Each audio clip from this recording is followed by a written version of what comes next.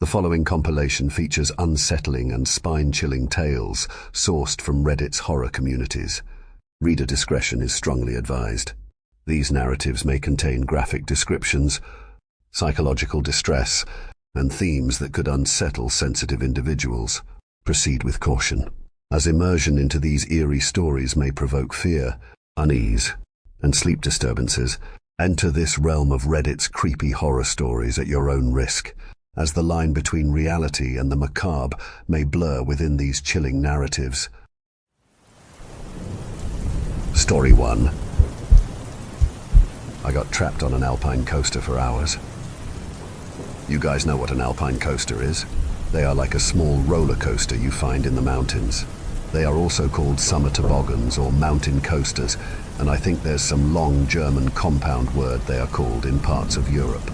They are like a roller coaster, but with much smaller 1 or 2 person sleds you just sit on instead of multi-person cars you ride in. And instead of being built with like a scaffolding or a framework, the tracks are just on the ground, using the elevation of the mountain. Basically, it's a coaster track on the side of a mountain where you ride a sled down. They are pretty fun, or at least I used to think so. They are more personal than roller coasters, and although you get nowhere near the speed on them that you do on a good traditional roller coaster, and they can't do corkscrews or loops or anything like that, the openness and simplicity of the ride gives an impression of a much greater speed. You're just sitting there with nothing but a little plastic sled and the track between you and the ground as it goes zooming by. It's like the difference between how fast a go-kart feels compared to how fast a sports car feels. You know, the sports car goes faster, but the open simpleness of a go-kart feels a different kind of fast. There's plenty of POV YouTube videos if you want to get the basic idea of what they are. I used to love alpine coasters. Used to. My family used to go to Gatlinburg and Pigeon Forge and up and down the Smoky Mountains for vacations when I was a kid, and they are common in that area, and I'd always rode them every chance I got. But as with so many things after I grew up and went to college, they just became part of my childhood that slipped away. They aren't exactly common once you get away from the mountains. Until one cool spring afternoon in 2004. I was in my final year at college, and I was driving back to campus in Tennessee after a short visit to my folks in North Carolina. It was only like a 4 or 5 hour drive via the most efficient route, and I had no need to be back at campus early. So instead of taking the freeway all the way, I got off and took part of my trip through the mountains. The scenery was nicer, and I admit I liked pushing my Camaro just a little faster than I should through the twisty mountain roads. Just after lunchtime, happened upon one of those little by-the-highway tourist towns deep somewhere in the Smoky Mountains near the Carolina-Tennessee border. Nothing fancy. A gas station, truck stop, a diner, a couple of places selling tourist merch nestled deep in the mountains. I pulled into the gas station. My tank was getting low and I needed to stretch my legs, maybe grab something to eat. It was still early and I only had another couple of hours. I could kill an hour or so and still make it back to campus at a decent hour. I pulled into the gas station and was filling my tank when I happened to glance across the road and, well, I'll be damned. There it was. The Blue Ridge Alpine Coaster. Nestled on the side of the mountain was a building, a mock-up of a red barn, where a single railed track that led up into the mountains, where it soon got lost in the greenery. Wooden hand-painted standees of cartoon character bears dressed in stereotypical hillbilly get-up stood around, some of them holding signs showing the ride hours and ticket costs and other info. I had to admit, as silly as it was, it made me smile. I finished pumping my gas and, well, nostalgia is a hell of a thing. I decided then and there I could waste a little time riding an alpine coaster again after all these years before getting back on the road. I parked my car in a corner of the truck stop's parking lot, put my phone in the center console, this being the days before smartphones when people didn't keep their phones with them 24/7, and I didn't want my old Nokia brick phone to fall out during the ride. Locked my car and walked across the mountain highway to the Alpine Coaster building. Getting closer, the place was less inviting. The half-hearted attempt at a whimsical faux Americana kitsch was far less effective when it brushed up against the actual decaying run-down wooden building. Hell, calling it a building was generous. It was a wood frame holding up a long roof that covered the area where you got on the sleds. The wood boards creaked under my footsteps. The only real enclosed structure was a shack that held what I assumed was a ticket booth. A door on the side had both a single occupancy bathroom with an out-of-order sign on it. An old Pepsi machine buzzed and glowed next to it. Still, the place looked alive. Ahead of me, a bored-looking attendant was helping a mother and her young son into one of the sleds while in a bored monotone repeating the safety brief. A few people were waiting in line at the ticket booth. Up in the mountains, the playful shouts of people on the ride echoed down. Fond memories of my own childhood rides flooded my mind. 10 minutes and $15 later, I was settling into the hard plastic seat of a bright red sled, sat atop a simple aluminum rail. I couldn't help but grin as the sled slowly climbed the track up the mountains, making click-clack ratcheting sounds that hit my nostalgia centers hard. I felt good. The air was cool and crisp and smelled of pine. Higher and higher in the mountains we went. I don't know if this is my mind trying to make sense of it after the fact, but when I remember these moments, the last good moments, I sometimes think I remember a very slight, very subtle pit of fear in my stomach. I honestly don't know if I felt it at the time or not, or it's just how my mind tries to make sense of it looking back at. But either way, mostly I was enjoying myself. I smiled. I was a kid again. I could hear riders in front of me let out that initial yell of terrified glee you get at the first drop of any good ride. It peaked. I glanced around. I could see for miles, rolling hills and mountains. The sled tipped over and zoomed down the mountain, and I let out the same happy yell I heard from the other passengers. The ride zoomed down the mountain, catching speed. The mountain forest floor zoomed past, only a few feet under me. Trees zoomed past. I gave out a happy whoop as the ride banked hard around a curve and then looped back under itself. Another dip, another curve. I closed my eyes, enjoying the feel of the G-forces pulling me every which way. There was no one exact single moment where things started to go wrong. The ride kept going and going. At this point, the first creeping thought entered my head. The ride was still going. It just started to hit me. This ride was going on for a really long time.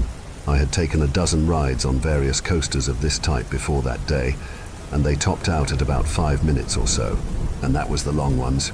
Longer than a traditional roller coaster, but not that long. This one had been going on for what felt like 10, maybe even 15 minutes. I looked back over my shoulder and could only see trees, moving too fast to really get a bearing on where I was at in relation to anything. I wasn't exactly really worried yet. Okay, so I had found a particularly long alpine coaster. At the time, I wasn't 100% sure they didn't exist or anything like that. I was a little unnerved, but nothing was happening that was impossible, yet.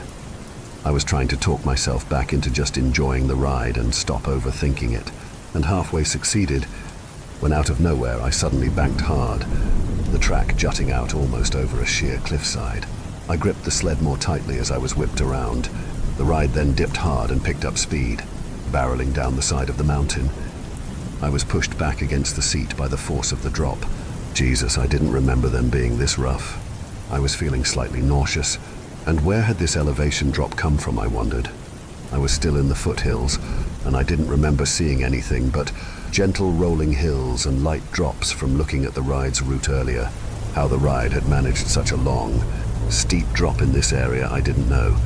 For the first time, I hoped that the ride would be over soon. I had no idea then how much I would want that same hope to be true so much more as time went on. With a whiplash motion, I was whipped forward and then back as the ride leveled out on flat ground again. But by this point I was going fast, too fast. My neck hurt from the mild whiplash, and I felt sour in my throat, and for a moment the contents of my stomach threatened to come back up. For the first, but hardly the last time the ride felt unsafe. Alpine coasters are tame affairs, much slower and gentler than full-on roller coasters, but this thing was throwing me around like no thrill ride I had ever been on. I looked around. I wasn't that deep into the woods. I should have been able to see a glimpse of something. The highway, the gas station, the tourist shops, the Alpine Coaster office. Something, anything, but nothing, just trees. I forced back some panic for the first time. I closed my eyes and counted to 10. The ride zoomed along. I counted to 60. I counted to 60 again, and again. Okay, this was getting uncomfortably harder and harder to explain. Suddenly I noticed that up ahead the track seemed to just end. For one brief, terrible moment I thought the track just ended, but I was wrong. Almost without warning, the track dipped in an almost vertical drop. I almost screamed as I plummeted for 20, maybe 30 seconds before flattening out again. By this point, the voice in my head that was telling me something was wrong was louder, and I could no longer tell myself it was wrong. This ride could not have been this long. I tried to make sense of it, wondering if somehow I had gotten diverted onto some kind of maintenance track, or hell, for one brief irrational moment, even entertaining the idea that I had wound up on an actual train track somehow. But that was absurd. The rail below me was not a train track. It was still just the simple aluminum rail of an Alpine coaster, and there had been no diversions or junctions in the track. I was still on the ride, as insane as that was starting to feel. Had the ride somehow looped? Again, after having the thought, I immediately dismissed it as crazy. There's no way I could have missed the ride building where I got on, and what kind of ride loops over and over? The sled zoomed through the forest, oddly never seeming to lose speed despite the relatively flat grade of the track. I cursed myself for leaving my phone in the car and not wearing a watch. I don't know exactly how long I'd been on the ride at that point, but it felt like I'd been on the ride for a half hour, maybe more. But time is a funny thing when you're in a situation you've never been in. Could have been more, could have been less. At that point, my pride finally failed me. I started to scream for help. I screamed out that the ride was broken, to stop it, that I needed help. I did that for about 10 minutes or so, I think. The ride kept going, mostly flat, level track with occasional mild dips and turns. But the simple length of the ride grew more and more unnerving and unexplainable. I thought about just bailing out. But the ride, impossibly, was still not slowing down, and chunks of mountain rock and thick tree trunks were all around me. Bailing out without risking smashing into a rock or a tree seemed impossible. The ride kept going. Up ahead, the forest was clearing out some. I could see the forest brightening, more sunlight making it through the canopy. I wasn't prepared for what I saw. The trees stopped, and I had just enough time to take in a flat, open area of rock, maybe 40-50 yards at most, before another sheer cliff. The tracks twisted and turned and then shot straight down. But that wasn't the worst of it. For a moment, a very short moment, I had a clear view for miles, and the landscape was, to be blunt, totally impossible. Any possibility that I had just stumbled on some incredibly long ride was blasted out of my head. Barren, volcanic-looking rock stretched for miles. Jagged, black rocky outcroppings as far as the eye could see. I was in the goddamn Smoky Mountains. They don't look like that. I had a few moments for the terror of that view to settle in before the cart plunged into another horrifying drop. I gripped the handles of the cheap plastic sled until my knuckles turned white. The drop felt completely vertical, like I was falling at terminal velocity. I screamed. My stomach dropped and turned. I imagined the sled coming away from the track and me just plummeting, screaming to my death on the rocks below. But somehow the ride still functioned. I closed my eyes tightly and just waited for whatever was going to happen. Eventually, after several what felt like a full minute of steep plunging, the track again leveled out, and I opened my eyes to see myself moving at breakneck speed over that black, rocky landscape. Now that I was moving on a more or less flat horizontal track again, I took a few deep breaths. I looked over the edge of the track. Nothing but that black, jagged rock, almost looking like obsidian, zooming past. I had no idea how fast the sled was moving now. Fast, faster than a gravity-powered sled should be moving, and the track was higher off the ground now. Alpine slides usually stick pretty close to the ground, but I was 20 feet or so in the air. The track suspended in the air, a simple metal tube tower like a power pylon every few yards. Without any immediate threat, and the sled moving fast but steadily and level, I was able to think about my situation again, for all the good that did me. Ahead of me, the track just continued to the horizon. Nothing but the same rocky landscape as far as I could see. I craned my neck to look back over my shoulder and looked back behind me, and it looked the same. Even the mountains were but distant specks on the horizon behind me. This was insane. There's not a giant, seemingly endless field of black, jagged rock in the goddamn Smoky Mountains. There's no cliff faces tall and steep enough for a multi-minute vertical drop, and alpine coasters were small affairs, not major engineering projects that span miles with pylons and vertical tracks. It made no sense. Sadly, it wasn't going to start making any more sense anytime soon. The ride kept going. I was on this rocky landscape for several hours.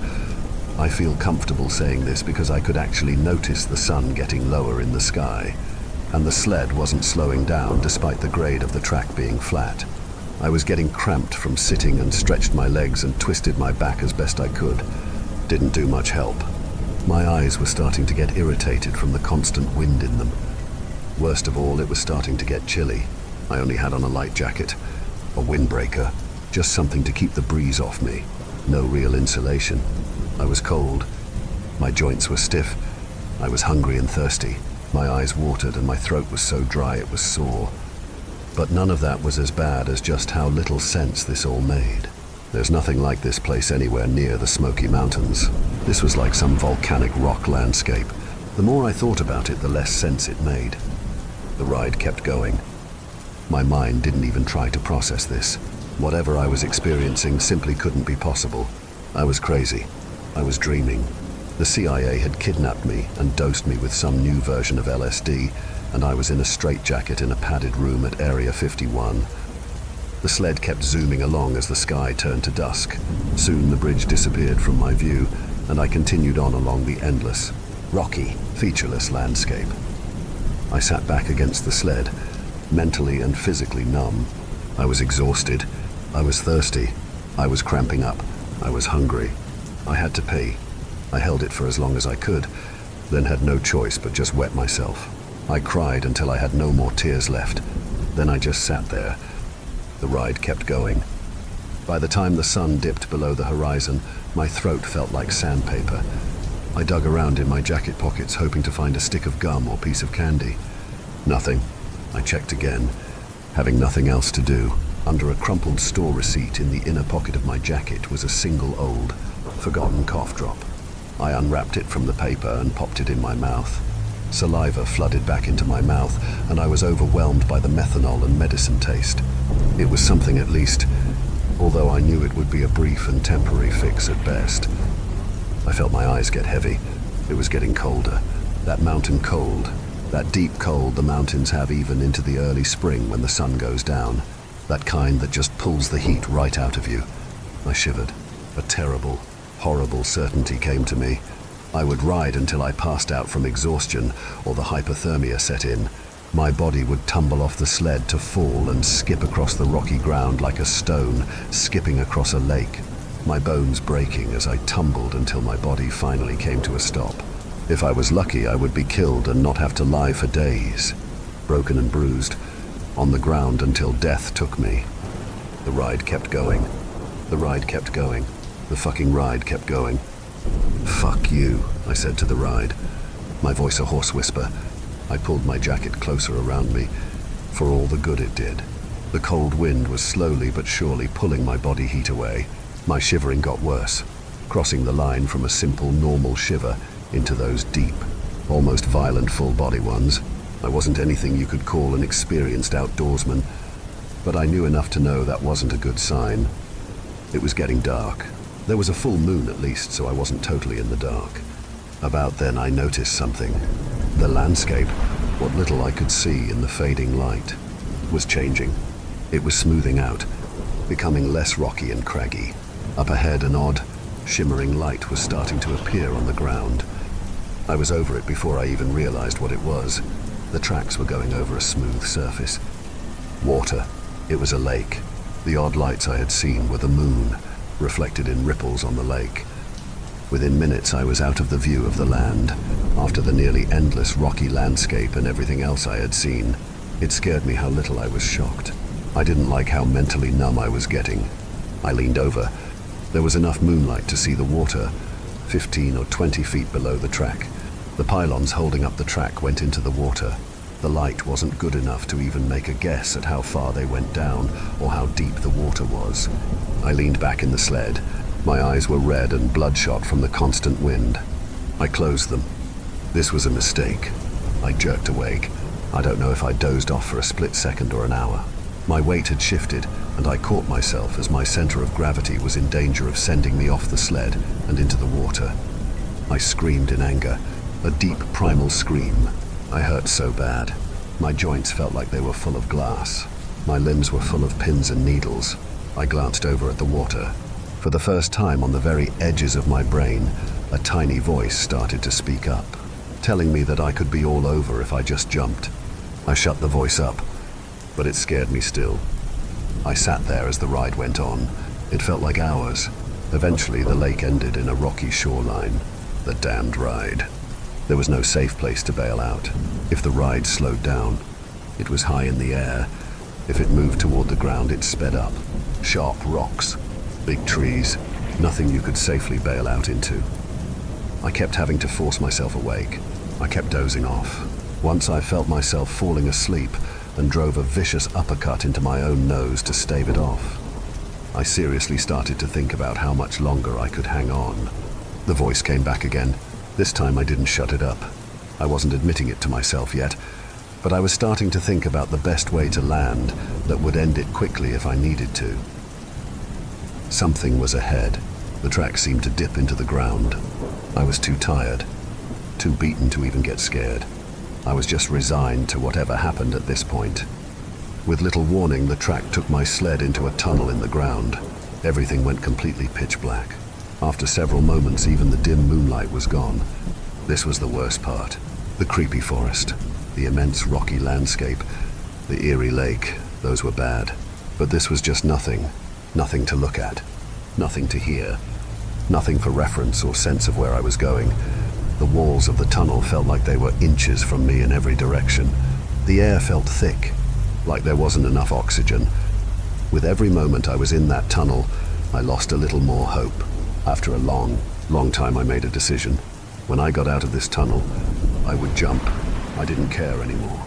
Hopefully, there would be a spot where I could be certain the fall would instantly kill me. I was done. The ride had beaten me. I sat there, waiting for a chance to end this on my terms. That was all I had left. Eventually, up ahead, a tiny speck of light appeared. I gathered my strength, ready to end it. I sat up, getting my legs under me so I could jump as soon as we were clear. The sled burst out of the tunnel. The dim light of the full moon was enough to be momentarily blinding after the pitch black of the tunnel. I gave my eyes a moment to adjust. I was back in a normal-looking Appalachian forest.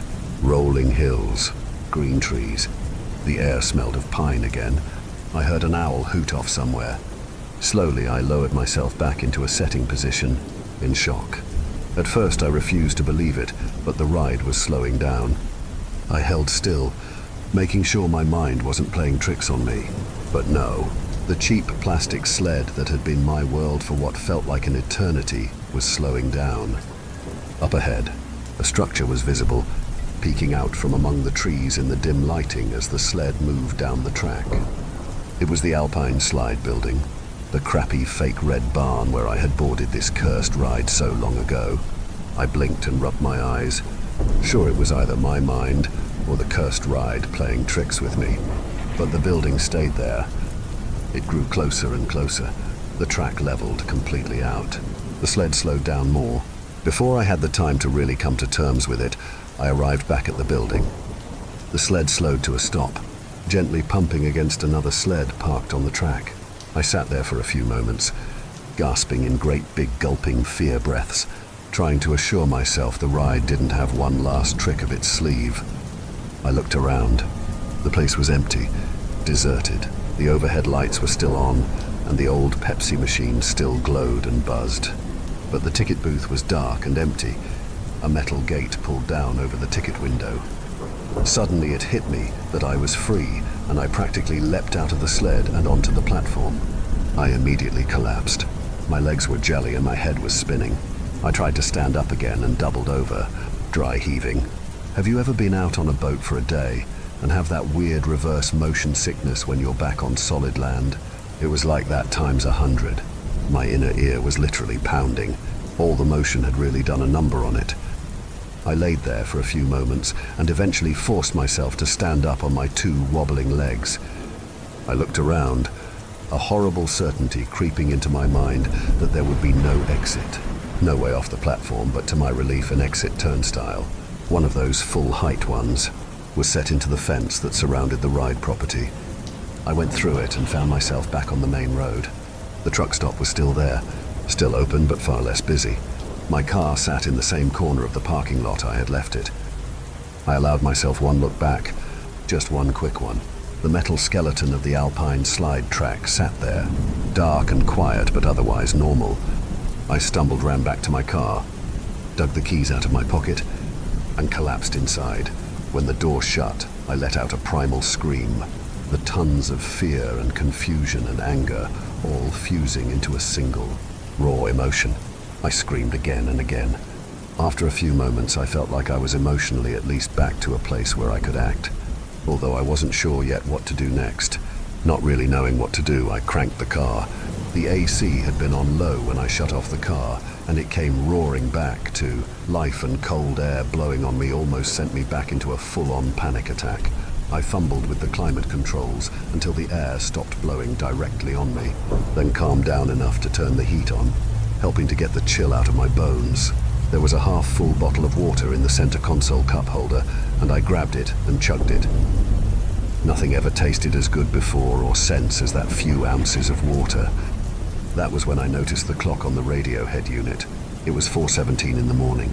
It had been about 1:30 or so in the afternoon when I got on the accursed ride.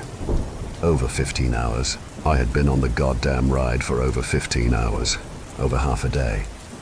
I just sat there, warming up, calming down. I was exhausted. I was dehydrated. I can't even describe how my head felt.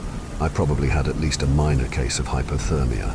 I thought about going into the gas station and asking for help, but what would I even say? And more than anything, I just wanted to get away from this place. And I just wanted to get away. I wanted to be nowhere near that damn ride. I put the Camaro in gear and pulled into the street, and in panic, I immediately slammed on the brakes. I was lucky there was no traffic on the road at that moment. The feeling of accelerating to just normal surface street speeds made me sick to my stomach. I gathered myself and very slowly accelerated the car I usually treated with a very heavy foot up to 30 miles an hour. Every time I tried to accelerate at a pace faster than old lady going to church. Uphill, I would have a panic attack. I was okay once I was up to speed, but accelerating freaked me out after being on that ride. I drove about 30 minutes, putting some arbitrary amount of distance between myself and the coaster. Eventually, I made it back to where the twisty mountain road met back up with a major road that would eventually meet back up with the highway.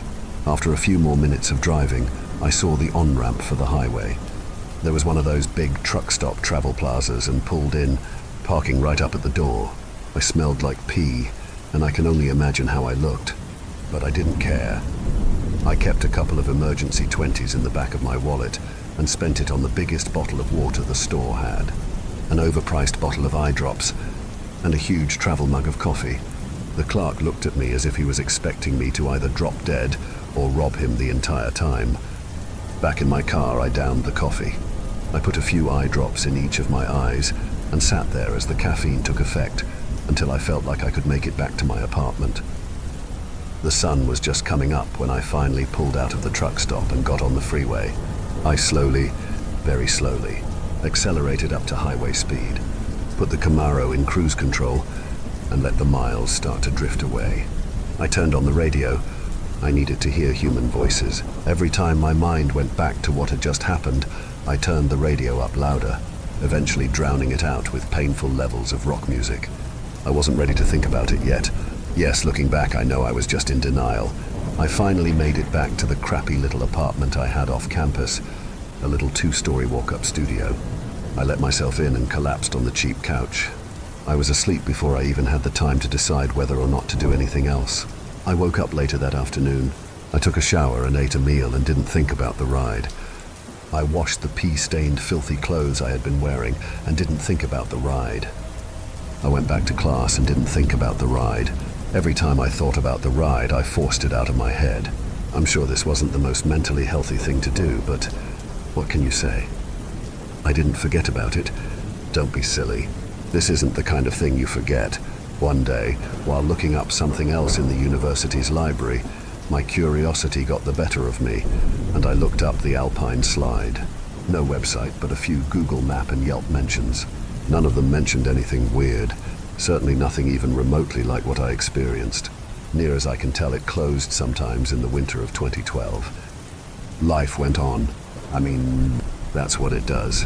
The next day was a little better, and the day after that a little better, and the day after that a little better still. I met a nice girl, graduated, got married, got a nice house in the suburbs, got a dog, had a daughter, spent a lot of time happy and not thinking about being trapped on an endless alpine coaster. And that was my life for many, many years after that. Until a few weeks back, when as a very different person, I found myself driving a boring and safe mid-sized family SUV through those same mountains. My wife Carol, 5 months pregnant, sat in the passenger seat. Our 6-year-old daughter Emily in a booster seat in the back, and Max, our mixed breed mutt, next to her. It had been a nice, pleasant trip, driving back from visiting her folks.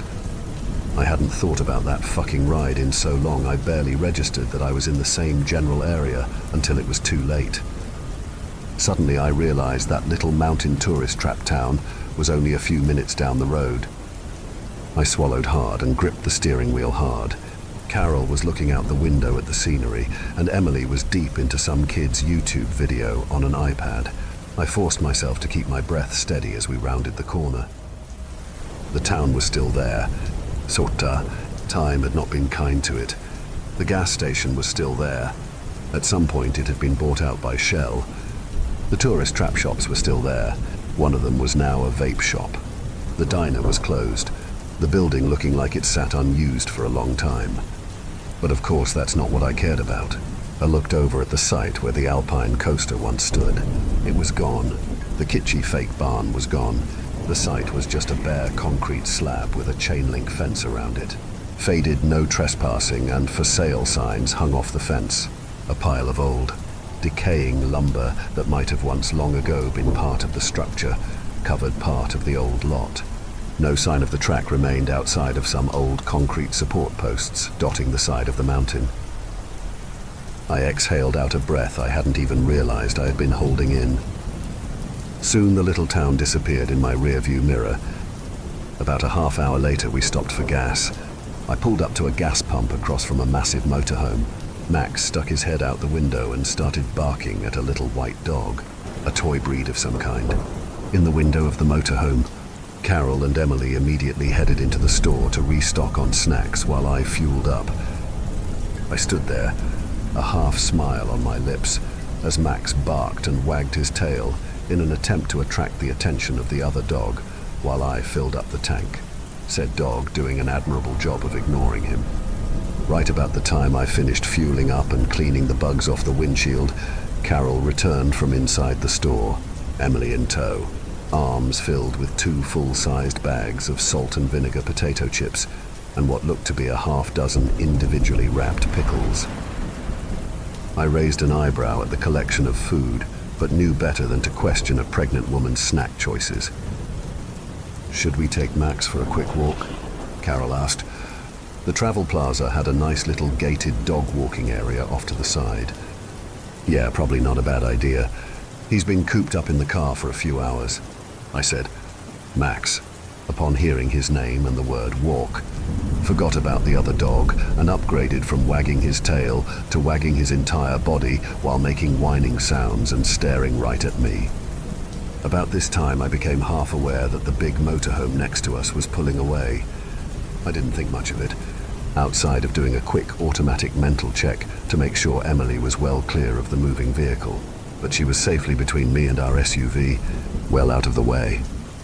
But that was when Emily looked behind me and cheerfully yelled, "Daddy, look, a roller coaster. Can I ride the coaster?" It's cliche as fuck, I know, but my blood went cold. I turned around slowly, certain in my knowledge that terrible old decrepit alpine coaster would be there, having just popped into existence to trap me again. That is not what I saw. Sure enough, there was a coaster there, one I hadn't noticed earlier because it had mostly been blocked by the motorhome. But there it was. It was even an alpine coaster. But it was not the same coaster I had encountered those years ago. That was immediately obvious. It was a small but modern and newish looking setup with neon lights and a bunch of people. There was an actual building where you bought tickets and a little snack stand. "Daddy, can we go on the coaster?" Emily asked again. My mouth made motions but no words came out. I glanced over at Carol, hoping she'd say we didn't have time, but to my horror she smiled and said, "You know what? That does sound like fun. Daddy will take you while I take Max for a walk." My mind raced, trying to think of a way to get out of it, but Emily was already dragging me across the parking lot to the entrance. I patted my pocket, making sure my phone was in it. Every fiber of my being was screaming to run away. I walked through the line and the ticket booth while Emily bounced happily. We got into a 2-seat plastic sled. This one was actually a lot nicer than the one my mind wouldn't stop thinking about. It had 2 nice cushioned seats, big grab handles, even a nice roll bar. The sled started up the track. I fought back the panic. I swerved my head around, keeping the building in my view. I was terrified of losing sight of it. We made it to the top, and Emily did a happy squeal as we started down the side of the mountain. My heart raced. Any second, my mind told me we'd lose sight of the building, and then the ride would never end. The ride sped down the mountain. My mind tortured me with thoughts of not only going through it again, but seeing Emily go through it. The ride went around a big, banking turn. Emily kept shouting happily. How long before Carol reported us missing, I wondered. Could I keep Emily calm? What if it lasted even longer this time? What if this time it never ended? And then we were back at the start of the ride. The same attendant who had helped us into the sled was helping Emily out. I stepped out. The attendant gave me a brief look but said nothing. I guess I looked a little wild-eyed. I was fine. Emily was fine. It had been a perfectly normal, fun ride. That was fun, Daddy. Thank you, Emily said. I forced a smile back. It was fun, I responded, hoping like I sounded like I meant it. I took Emily's hand and we walked back to the car. Max saw us coming and barked happily. Carol looked up from the pint of Ben & Jerry's she had somehow acquired and added to her snack collection while we were gone and smiled at us. "Did you have fun?" she asked. "It was so fun, Mommy," Emily said. Carol smiled down at her, but then looked at me and frowned. "Are you okay?" Carol could read my face a lot better than the attendant could. "You're pale." I smiled, and this time the smile felt real. "You know what? Yeah, I think I am okay." Carol looked a little puzzled, but didn't press it. We loaded Emily back in her booster seat, stopped Max from trying desperately to eat half a discarded gas station hot dog off the ground, and got him back in the car. Carol and her small collection of snack food took her place in the passenger seat, and I got in the driver's seat.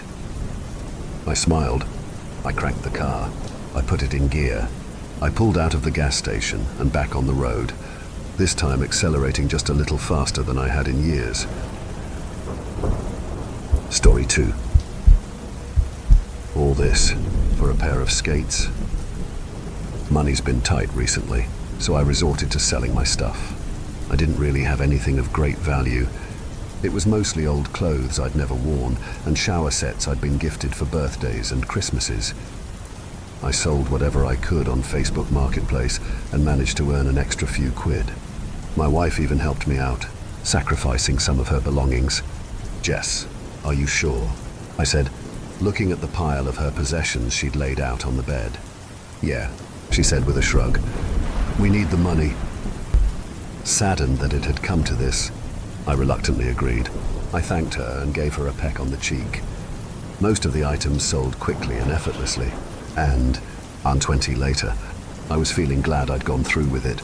That is, until I got a message from Ken D. Ken D, are these still for sale? He was inquiring about a pair of rollerblades.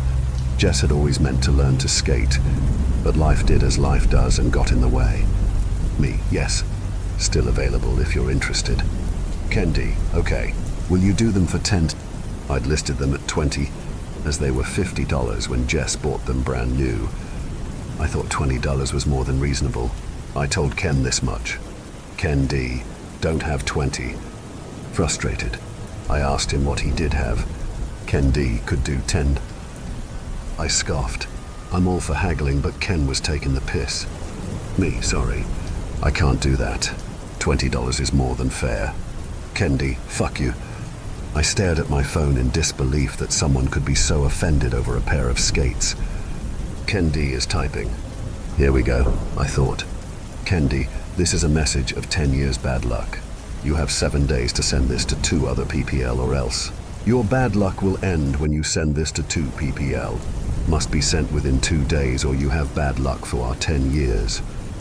I burst out laughing. Wow, did this guy really send me a chain letter? I hadn't seen one of those bad boys in over a decade. Me, thanks.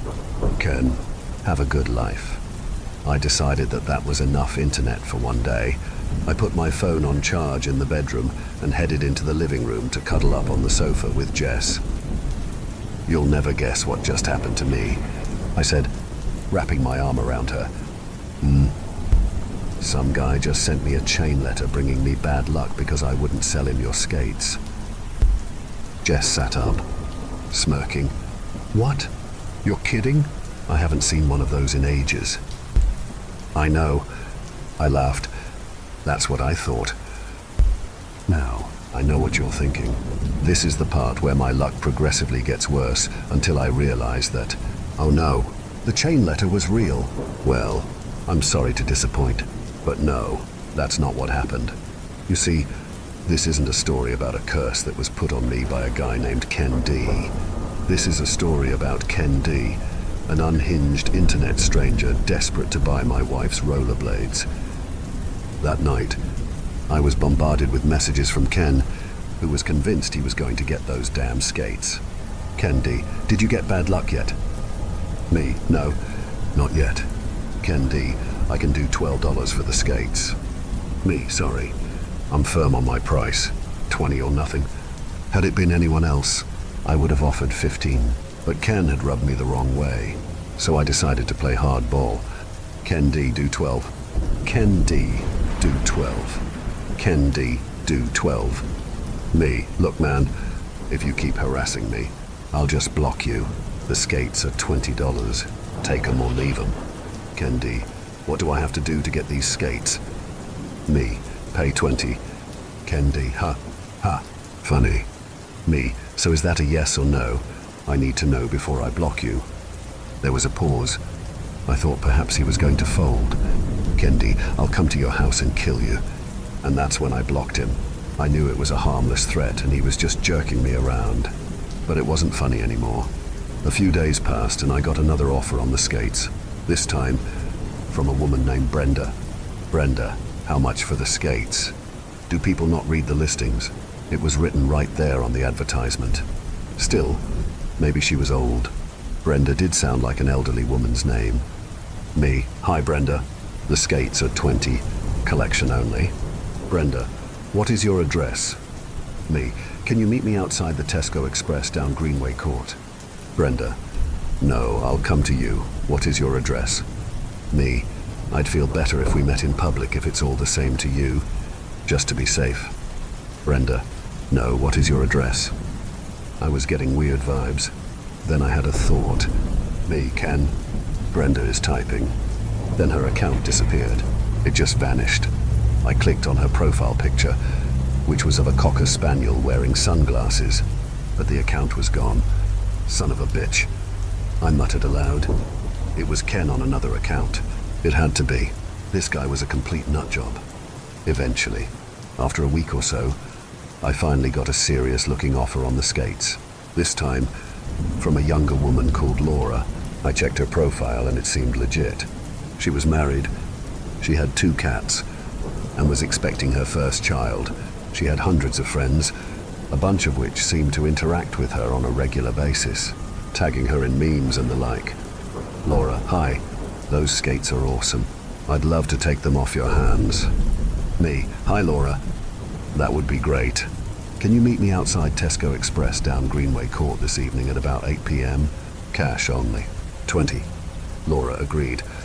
And at 7:50 p.m, I headed out the door with the skates in hand, ready to finally be rid of them. I arrived dead on time, but Laura was late. I waited for about 10 minutes before dropping her a message. Me, hi Laura. I'm here. Everything okay? My message was seen, but she didn't respond. Still, I gave it another 10 minutes just in case. Me, I'm really sorry, but if you're not here soon, I'm going to have to go home. Again, my message was seen, but I received no response. I decided that waiting in the cold wasn't worth the 20, I'd just have to sell them to someone else. Though, given how much hard work that was proving to be, I wondered if maybe I'd be better just to cut my losses. When I returned home holding the skates, Jess gave me a disappointed look. No luck? No, I said, chucking them to the floor. I give up. I can't be arsed. Fair enough, Jess replied. It's only 20. I guess now I can learn to skate after all. A loud knock came from the front door.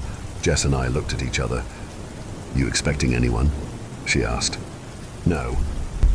When I opened up, there was no one there.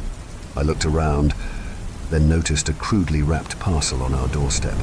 I bent down to pick it up. Did you order anything? I was about to call out to Jess, but then the stench hit me. The package fell from my hands as I retched, and the brown wrapping paper opened slightly, revealing a long, lifeless pink worm. Only, it wasn't a worm, it was a tail. What the hell is that? Cried Jess as she appeared from behind me. Stay back. I grabbed a stick from next to the flower pots and prodded the package. Out fell a dead rat, its organs spilling from a split in its side. Jess covered her mouth with her hand and quickly disappeared back into the house, gagging. After retrieving a pair of washing-up gloves from the kitchen, I disposed of the rat. I was shocked, to say the least. I wondered who the hell would do something like this, but in the back of my mind, I think I already knew. When I logged onto Facebook later that night, I had a new message. Laura, did you like your present? Of course. It had to be Ken. One crazy person after the skates was strange enough, but two, unlikely. I seriously doubted that Laura was real and was somewhat impressed by Ken's dedication and commitment. How had he managed to create such a convincing account so quickly? So, you think it was this Ken guy pretending to be Laura and then he just followed you home and left us a dead rat? Jess's eyes were wide with horror. Yeah, I think so. We have to call the police. So that's what I did. I called the non-emergency line and explained the situation. An officer was sent out the following day, but by the time he got to us, all the accounts had been deleted, including all the messages. He's deleted everything, I exclaimed. How's that possible? The officer seemed completely uninterested. You said this Ken left a dead rat on your doorstep. Yeah. And where's the rat now? Well, I got rid of it. The officer pinched the bridge of his nose. What was I supposed to do? I asked, annoyed. Look, I'll be honest with you. It sounds like it was just a prank. A dumb prank. But a prank, nonetheless. It could have been a lot worse. Great. Thanks. I scoffed. I'll be sure to let you know when he does worse. Then, shall I? When would be a good time for you? Before or after he stabs me in my sleep? Babe, Jess put her head in her hands. No, I'm sorry, I said, exasperated. This is messed up. A guy leaves us a dead rat and the police don't care. Sir, calm down. This only angered me more. I sighed in frustration. The best thing to do would be to not respond to any more messages on Facebook. That's if you even get any. Keep your doors and windows locked. And, if you want to, maybe invest in some security cameras. Don't open the door without knowing who's there. I know it's frustrating, but that's really all I can do for you right now. Seems ironic, doesn't it? I said to Jess when the officer left. What? I put our items up for sale to make money. Only now I have to spend that money on cameras to keep us safe. Well, maybe the policeman's right. Maybe this is the end of it. The rat was his way of saying, fuck you. And now he's going to leave us alone. Hold out on the cameras for now. Babe, we'll see what happens. But of course, it didn't end there. The next day, my phone alerted me of a new message. Kendi, you told on me. What the fuck? His original account was back. How was he doing this? Me, dude, what is your problem? Kendi, my problem is you. I want the skates. 10. Me, I thought you said 12. Kendi, that's before you pissed me off. Me, I pissed you off. I got your present. By the way, hope you kept the receipt. Kendi, your wife is really hot, BTW. How much? I know I should have left it there. I know I should have ignored him. Me, fuck you. All this for a pair of skates? You can have them. Kendi, really? Me, yeah, for 25. A knock at the door startled me. I jumped up, legging it to the front of the house to finally catch this freak. But when I looked outside, I saw only another parcel. I sniffed the air, trying to detect what roadkill he'd sent me this time. But I was wrong. It wasn't a dead animal. It was much, much worse. Why did you respond to him? The police officer asked me when he returned. I didn't have anything to say. I just shrugged, looking down at my feet. Luckily, Jess had gone out to do our weekly food shop. I didn't want her to see this. Are you sure they're hers? Yeah, I'm sure. I was the one who bought them. The officer stared down at the underwear I'd laid out on the coffee table. Jess's underwear. Her used underwear. She was wearing them yesterday. I added. I saw her take them off and put them in the laundry basket. So, you think Ken broke in to steal them, only to return them? I know you're not taking me seriously. I said, defeated. And I know I haven't handled this well. I'm sorry. But yeah, that's exactly what I think happened. He's messing with me. Are there any signs of a break-in? I've checked the whole house. There's nothing. I have no idea how he's doing it. Spare key. I closed my eyes tightly, groaning. We keep it under the flower pot. I think you better call a locksmith. The more I thought about the situation, the less sense it made. When had Ken broken in? Where had I been and how had I not noticed? He'd have had to have let himself in the front door, walk all the way through the living room and up the stairs, cross the landing, find our bedroom, rifle through our dirty clothes, and then leave again. When could he have possibly done this without us noticing? My phone buzzed, interrupting my train of thought. Kendi, it's only going to get worse from here. Give me the skates. 10. Wait, this didn't make sense. Why hadn't he just taken the skates when he broke into the house? They weren't hidden. They were still by the front door. He would have had to have walked past them. Kendi, you're wondering why I didn't just take them? My heart sank. How did he know what I was thinking? Kendi, I want to buy them. Fair and square. 10. I considered it. I wanted this to be over. Who knew what fucked up thing he'd do next? Me, no. I shocked myself as I typed it and pressed send. Was I being for real? It's just a pair of skates, for crying out loud. But at the same time, it was the principle of the thing. We'd come this far. I didn't want to be bullied into giving Ken what he wanted. Besides, who's to say he wouldn't just take the skates and still harass me? Kendi, I'm getting those skates, and I'm getting them for 10. Me, we'll see. I bought the cameras. I changed the locks. Jess thought I was being ridiculous. We're losing money, she yelled. All because you're being a stubborn asshole. He's the asshole. I'm not going to let him walk all over me. You've just pissed away all the money we made on cameras and new locks. All because you want $20 for a stupid pair of skates. It's not about the skates. Of course it's about the goddamn skates, she screamed. You're just as bad as he is. She stormed off to the bedroom, slamming the door behind her. She was right. I should have listened to her.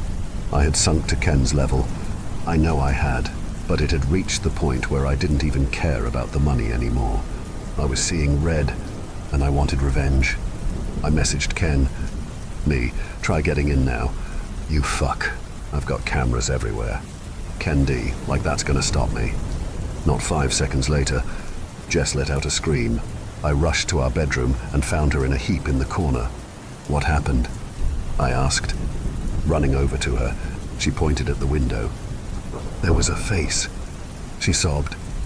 I opened the window, looking up towards the roof, then down towards the ground. There's no one there. No, you don't understand. Jess was struggling to get her words out. It was just a face. She bawled her eyes out as I stared at her in disbelief. Then I heard a tapping coming from the window. I slowly turned around, and what I saw made me sick to my stomach. Jess wasn't lying. It was a face. Just a face. It hung in the air, void of a body. 2 bulbous white eyes with tiny pinpricks for pupils stared back at me. I'd have been convinced it was a Halloween mask had it not been for the fact it started to laugh. Very slowly it began descending, not breaking eye contact with me, its horrifying cackle unfaltering. It disappeared beneath the window. I stood there, frozen, not knowing what to do next. My phone pinged. Kendi, I want those skates. 10. I didn't want to play this game anymore. I don't know what Ken was, but I didn't want to find out. I charged to the front door, picking up the skates, and I launched them onto the front garden. Me, they're yours. I'm done. They're outside. A single knock on the door made me yelp. I waited, then cautiously crept to the peephole. There was no one there. Opening the door, I looked around. No one. I glanced down. There, in front of me, was a 10 note. My phone buzzed. Ken D. Pleasure doing business with you. Story 3. The old lady in the bodega isn't what she seems. I think a lot about signals. Signals that show people what groups they belong to. Signals that hide the truth. Everybody uses signals to blend, entice, or trap. Grandma Pearl died not long after her stroke, and I've been making bad decisions ever since. Maybe my expectations are too high, or I'm just an idiot. Either way, I ran away from the group home to be with people who called themselves my family. They were the wrong people. They used the words family, brother, sister, and love like lockpicks, stealing trust, and taking self-respect. The only person I remember using the word family correctly was Grandma Pearl. She was a small woman who toured the US as an actress before settling with Granddad above their theatrical rentals shop. I was 3 when the car accident took Granddad and Mom, so I don't know if they used the word family correctly, but I hope they did. I was never as outgoing as Grandma, but that didn't bother her. She taught me how to watch people, how to see their signals, and how to listen. When she died, I forgot a lot of those lessons for a while. They called it a family. The family moved product. That product could be goods, drugs, or people. The uninitiated, like me, were distracted with food and a dry place to sleep. But it didn't take long to see behind the curtain. Things got too intense with the new family and I ran. I ran back to my old neighborhood. The buildings were familiar even if my home was gone. The old theatrical shop had been turned into a microbrewery after an appropriate amount of self-pity. 30 minutes.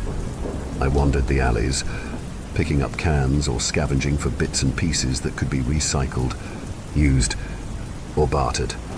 I recognized old faces, but I tried to stay out of sight. It was safer that way. The only place I allowed myself to be seen was the old Lutheran church on the park's far side. Most people who might have known me had aged out of the congregation or died. It was worth the risk because St. Lazarus had a food pantry in the basement and gave out lunches most days, so I wasn't always hungry, which was nice.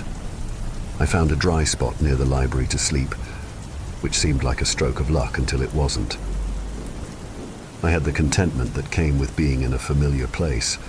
Little bits of comfort let me believe, for a moment, that I wasn't a screw-up and hadn't trusted the wrong people. That moment scurried away when Stick found me. Stick was a scary asshole. He technically wasn't in charge of the family, but he made it work. He got things done. I have no idea how old he was. He was all corded muscle and could clock in between 20 and 50. He looked half-starved and moved like a stalking predator, even with his limp. His left leg was stiff, the knee didn't bend, and any time he sat, his left leg would be splayed to the side like a kickstand on a bike. The leg was why he walked with a cane. The cane and how he used it was why we called him Stick.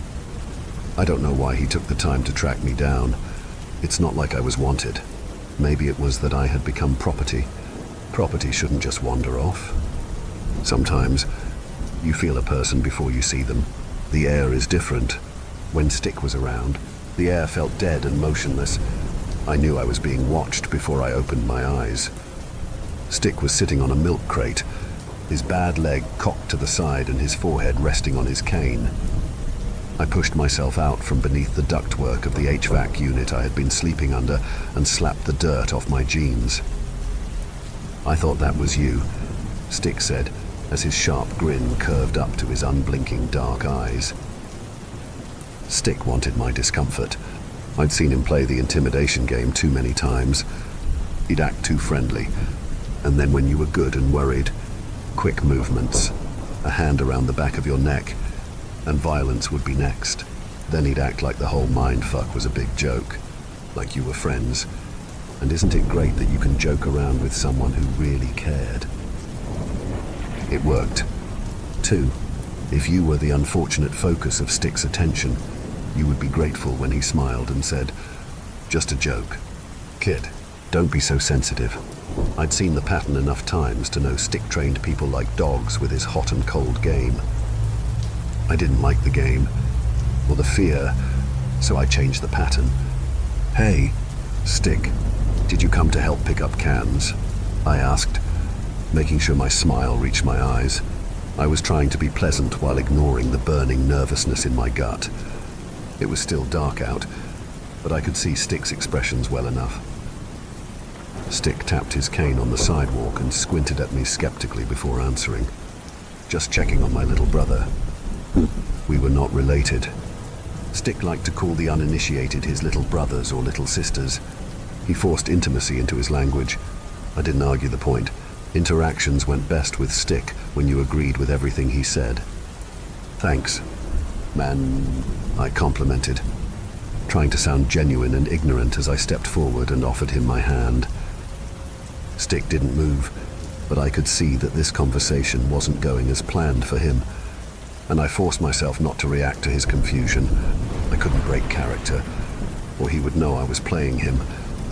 Stick tapped his cane on the ground twice, grasped my hand, and stood.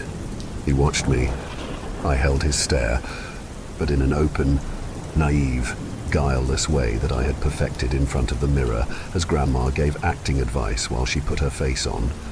I once asked Grandma Pearl why anyone would practice acting stupid. She pointed her mascara brush at me and, in her ditziest Minnesota nice character, said, "It's easier to be forgiven when people think you're a little dumb, don't you know? Like with most things." Grandma was right. Before I understood what had happened, Stick pulled me into his side and slung an arm around my shoulder. "You don't have a name yet. Everyone gets a name, but they don't get to pick it." He paused and gave me a Cheshire cat grin. "I have a name for you. Little brother. You are going to be called Slide."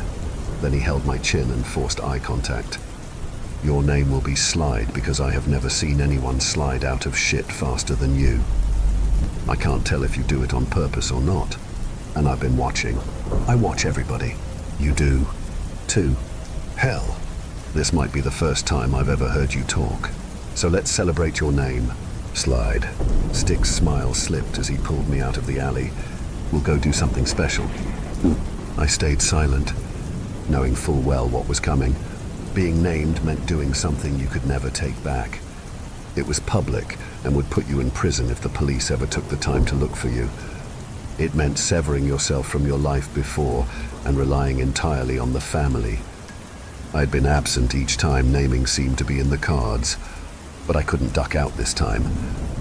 There was only one place to go at this time of night that would have an impact: the bodega. The bodega was a red hole in the wall with a glass door papered over with grocery ads years outdated. Canned salmon 2 for 1 seemed to be the dominant theme. Although there were 2 large windows, one on either side of the door, you could barely see in. The right window was a tapestry of cigarette promotions. The left window displayed the only swath of uncovered glass with a view of the interior. From the outside, the view was of tobacco, lottery scratchers, and Old Lady Imatari. Old Lady Imatari owned the store. She was a short, dark-haired woman who always wore a long floral tank top. Grandma Pearl loved the old woman, but said Imatari looked like an old man's thumb all the years she had known her, and Grandma moved to the neighborhood with Granddad 30 years ago. Imatari was a local legend even then, because the bodega was open 20 hours a day, 365 days a year, and no one else worked in the store. Grandma used to make an extra strong coffee called Barako and chat with Imatari sometimes when work in the shop was slow.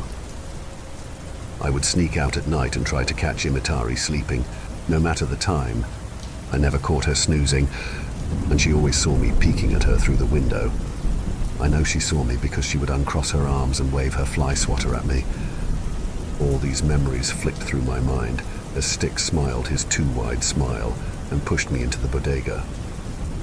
Imatari flicked her fly swatter at me in acknowledgement, and her attention returned to the small TV she had nestled beside the cash register, which seemed to be the old woman's only real tether to the world outside her shop.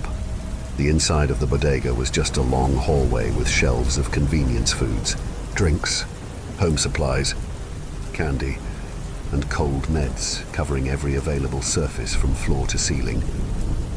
The only break in the tunnel of products was the glass counter at the back corner of the store. Imatari presided over her mini-domain by casually ignoring her shoppers. I tried to make eye contact with the old woman again as Stick pushed me to the back of the shop, but after her initial acknowledgement of our entrance, Imatari's eyes stayed focused on her TV. As casually confident as possible, I walked to the cooler and grabbed an iced tea. "Want a drink?" I asked over my shoulder, my voice unusually steady, given the electric current of anxiety flowing through me. Stick sneered and tapped his cane twice on the ground. His eyes found all the security cameras in the tiny store, a frown creasing his angular features. I followed his line of sight and finally realized what had bothered him. The cameras were fake. They looked like security cameras, but they weren't. There were no wires or lenses, just rectangles and circles in a security camera shape. Stick took a deep breath and tapped his cane on the ground again. There is so much here to see, but no one is watching, he said with a sing-song. Then his sneer turned into a cruel smile. I knew Stick wanted an audience for what he would force me to do. The fact that the security cameras were fakes meant that whatever was going to happen would now have to be significant, an event that the neighborhood wouldn't be able to ignore. My stomach twisted with the thought. Stick waggled his eyebrows at me. He had been watching. He had seen my thoughts, and we both knew he had something terrible in mind. The cane twirled in Stick's hand and then tapped twice on the shop tile. "I think I want a little bit of this," Stick said, gesturing wildly with his cane, sending a row of soup cans tumbling to the floor. "And a little bit of that," Stick added, as another wild gesture sent cups of ramen spinning and knocking glass bottles of hot sauce to the floor. I stood paralyzed, unable to run. I was trapped with nowhere to duck away to. I didn't want Stick to hurt Old Lady Imatari, and I didn't want Stick to hurt me either. The truth was, he would hurt both of us no matter what I did. That was just the way Stick was. I'd seen him. I'd seen him show us who he was every day. Then I realized Imatari hadn't moved. She was watching her TV and chuckling at the sitcom as if nothing had happened. Stick glanced at me, confused. I almost felt sorry for the sociopath. His night was not going to plan. Imatari chuckled at her TV again, and a crease formed in the middle of Stick's forehead, letting me know that he was beyond angry. He was calm, dangerous, and vicious. People had been left for dead when Stick got this way. Stick raised his cane and flipped it so the handle jutted like a pickaxe. He was going to attack Imatari. Somehow, I moved. I didn't do much, but when I slid forward and grabbed the back of Stick's shirt, the cane missed Imatari, and the sharp handle punctured the thick glass top of the counter just above a roll of lotto scratchers. Old Lady Imatari slowly looked up into Stick's eyes and smiled. Her wide, gentle frown was replaced with a look of joy and something else, something primal, something hungry. Her pupils were blown, and I had the uneasy feeling that I was watching someone be served their absolute favorite meal. Before Stick could pull his cane from the punctured glass, Imatari casually reached forward, grabbed the cane, and pulled the wiry man forward, small, old, and wrinkled. Imatari stared into Stick's eyes and overpowered him. Stick fell forward across the counter. He tried to push himself back, but Imatari's hand clamped down on his wrist like a vice. Bones ground together as Imatari pulled Stick's hand to her mouth, and with a swift, subtle movement, she bit off the tips of Stick's pinky and ring finger like she was sampling a cookie. I jumped back next to the cooler as a thin spray of blood arched toward me. Stick screamed and thrashed, but Imatari's small form was static and immovable. Stick was a fly in a trap. No matter how much he struggled, punched, poked, or kicked, he could not break the old woman's hold. Then, slowly, she took another bite. It was strangely fascinating watching the frail form of this old woman I had known for years take bite after bite out of Stick.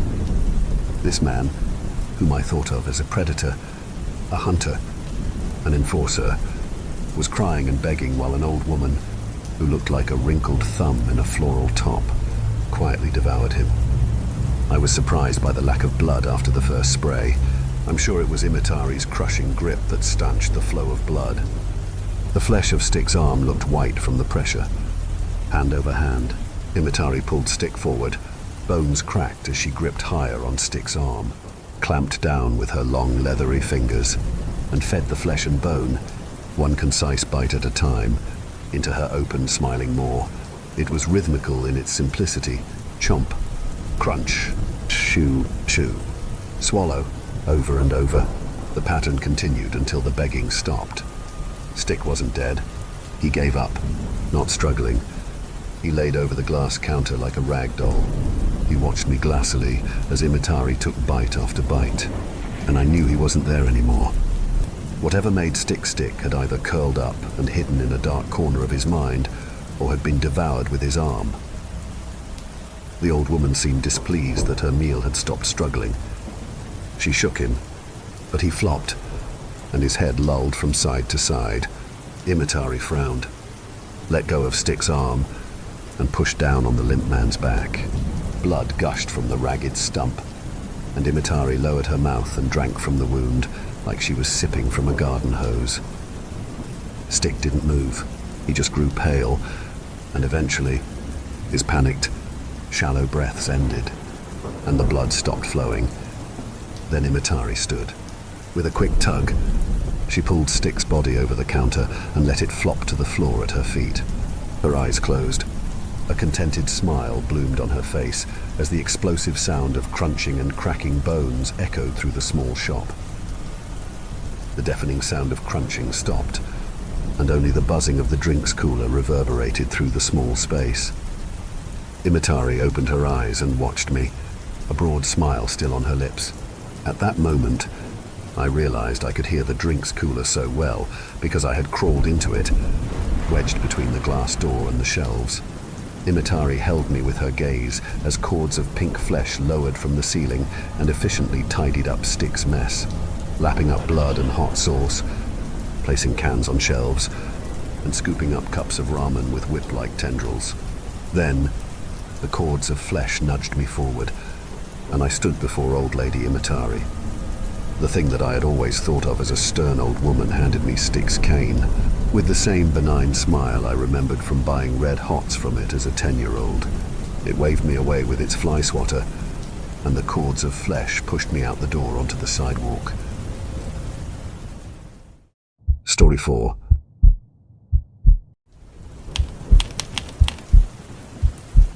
I've always hated the smell of gun oil.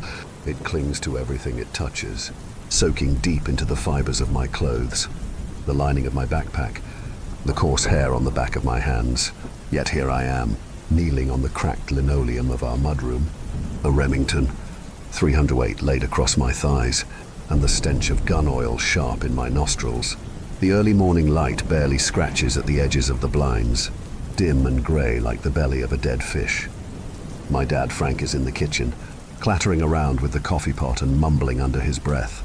Today we're heading up to the woods of northern Michigan, same as we did every year before Leah, before we lost her. I can't help but feel the old scars throbbing as I load bullets into the magazine.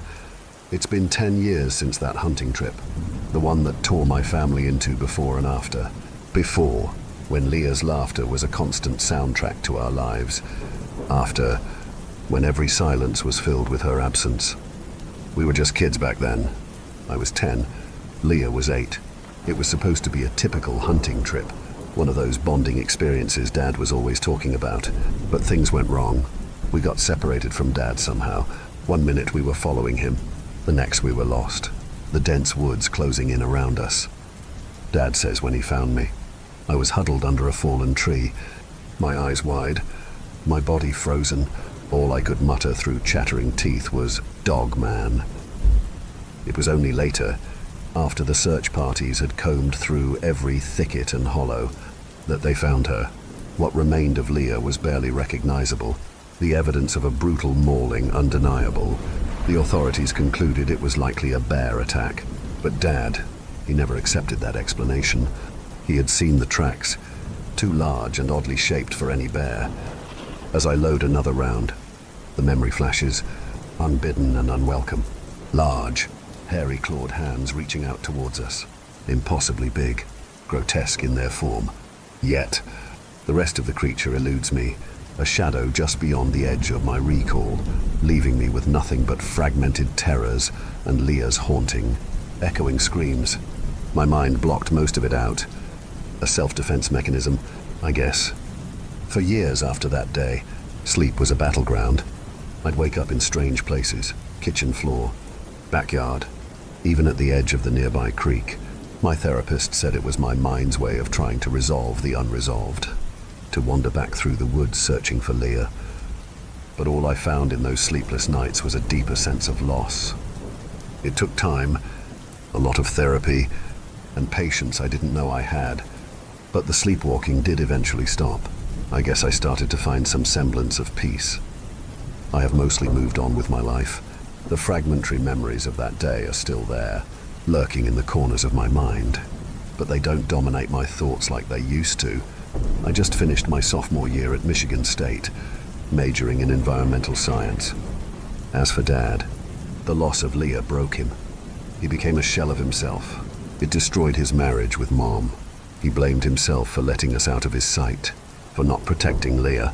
His life took on a single, consuming focus, finding the creature that killed her. He read every book, every article on cryptids and unexplained phenomena. He mapped sightings, connected dots across blurry photos and shaky testimonies of the dogman. But as the 10th anniversary of Leah's death approaches, Dad's obsession has grown more intense. He started staying up late, poring over his maps and notes, muttering to himself about patterns and cycles. He's convinced that the dogman reappears every 10 years, and this is our window of opportunity to finally hunt it down. I'm not nearly as convinced. The whole dogman thing seems like a coping mechanism, a way for Dad to channel his guilt and grief into something tangible, something he can fight against. But I decided to tag along on this trip, partly to keep an eye on him, partly because a small part of me hopes that maybe, just maybe, we'll find some kind of closure out there in the woods. I finished loading the rifle and set it aside, standing up to stretch my legs. I wiped my greasy hands on an old rag, trying to get rid of the smell. The early morning light is starting to seep into the room, casting long shadows across the floor. Dad comes out of the kitchen with 2 thermoses of coffee in hand. His eyes are bleary and tired. "You ready, Ryan?" he asks, handing me a thermos. his voice rough from too many sleepless nights. "Yeah, I'm ready," I reply, trying to sound more confident than I felt. We load our gear into the truck, the weight of our supplies and weapons a physical reminder of the burden we carry. The drive from Lansing across the Lower Peninsula is long and quiet, the silence between us filled with unspoken memories and unresolved grief. The drive north is a blur of highway lines and the dull hum of the engine. I drift off, the landscape outside blending into a haze. In my sleep, fragments of that day with Leah replay like scattered pieces of a puzzle. I see her smile, the way she tugged at my sleeve, eager to explore. The sunlight filters through the trees in sharp, jagged streaks. Then, the memory shifts, darker, disjointed. Leah's voice echoes, a playful laugh turning into a scream that pierces the air. The crunch of leaves underfoot as something heavy moves through the underbrush. I see a shadow, large and looming, not quite fitting the shapes of any creature I know. Then, something darker creeps into the dream, something I've never allowed myself to remember clearly. Before I can see what it is, I wake up with a start as the truck jerks slightly on a rough patch of road. Dad glances over. "Bad dream?" he asks. I nod, rubbing the sleep from my eyes, the remnants of the dream clinging to me like the cold. "Yeah, just thinking about Leah," I manage to say. As we drive, Dad attempts to bridge the silence with small talk. He asks about my finals, my plans for the summer, anything to keep the conversation going. His voice carries a forced cheerfulness, but it's clear his heart isn't in it. I respond when necessary, my answers brief, my gaze fixed on the passing scenery. The landscape changes as we head further north, from flat expanses to rolling hills dotted with dense patches of forest. It's beautiful country, the kind that reminds you how vast and wild Michigan can be. But today it just feels oppressive, like it's closing in on us. We finally arrive at the cabin, nestled deep in the woods, its weathered wood blending seamlessly with the surrounding trees. The place hasn't changed much since the last time I was here, a relic from another time, filled with the echoes of our past. I can still see Leah running around the porch, her laughter ringing out into the forest. Dad parks the truck, and we step out into the crisp air. The smell of pine and damp earth fills my nostrils. We start unloading our gear, the tension between us palpable. "Let's get this inside," Dad says, his voice gruff as he hefts a duffel bag onto his shoulder. I nod, grabbing my own bag and following him to the cabin. Inside, it's a mix of old and new, the same rustic furniture, but with new hunting gear and maps strewn across the table. Dad's obsession is evident in every corner of the room, a constant reminder of why we're here. As we unpack, we exchange strained attempts at normalcy. He talks about the latest cryptid sightings he's read about, his eyes lighting up with a fervor that both worries and saddens me. "Did you hear about the sighting up near Alpena?" he asks, laying out his maps on the table.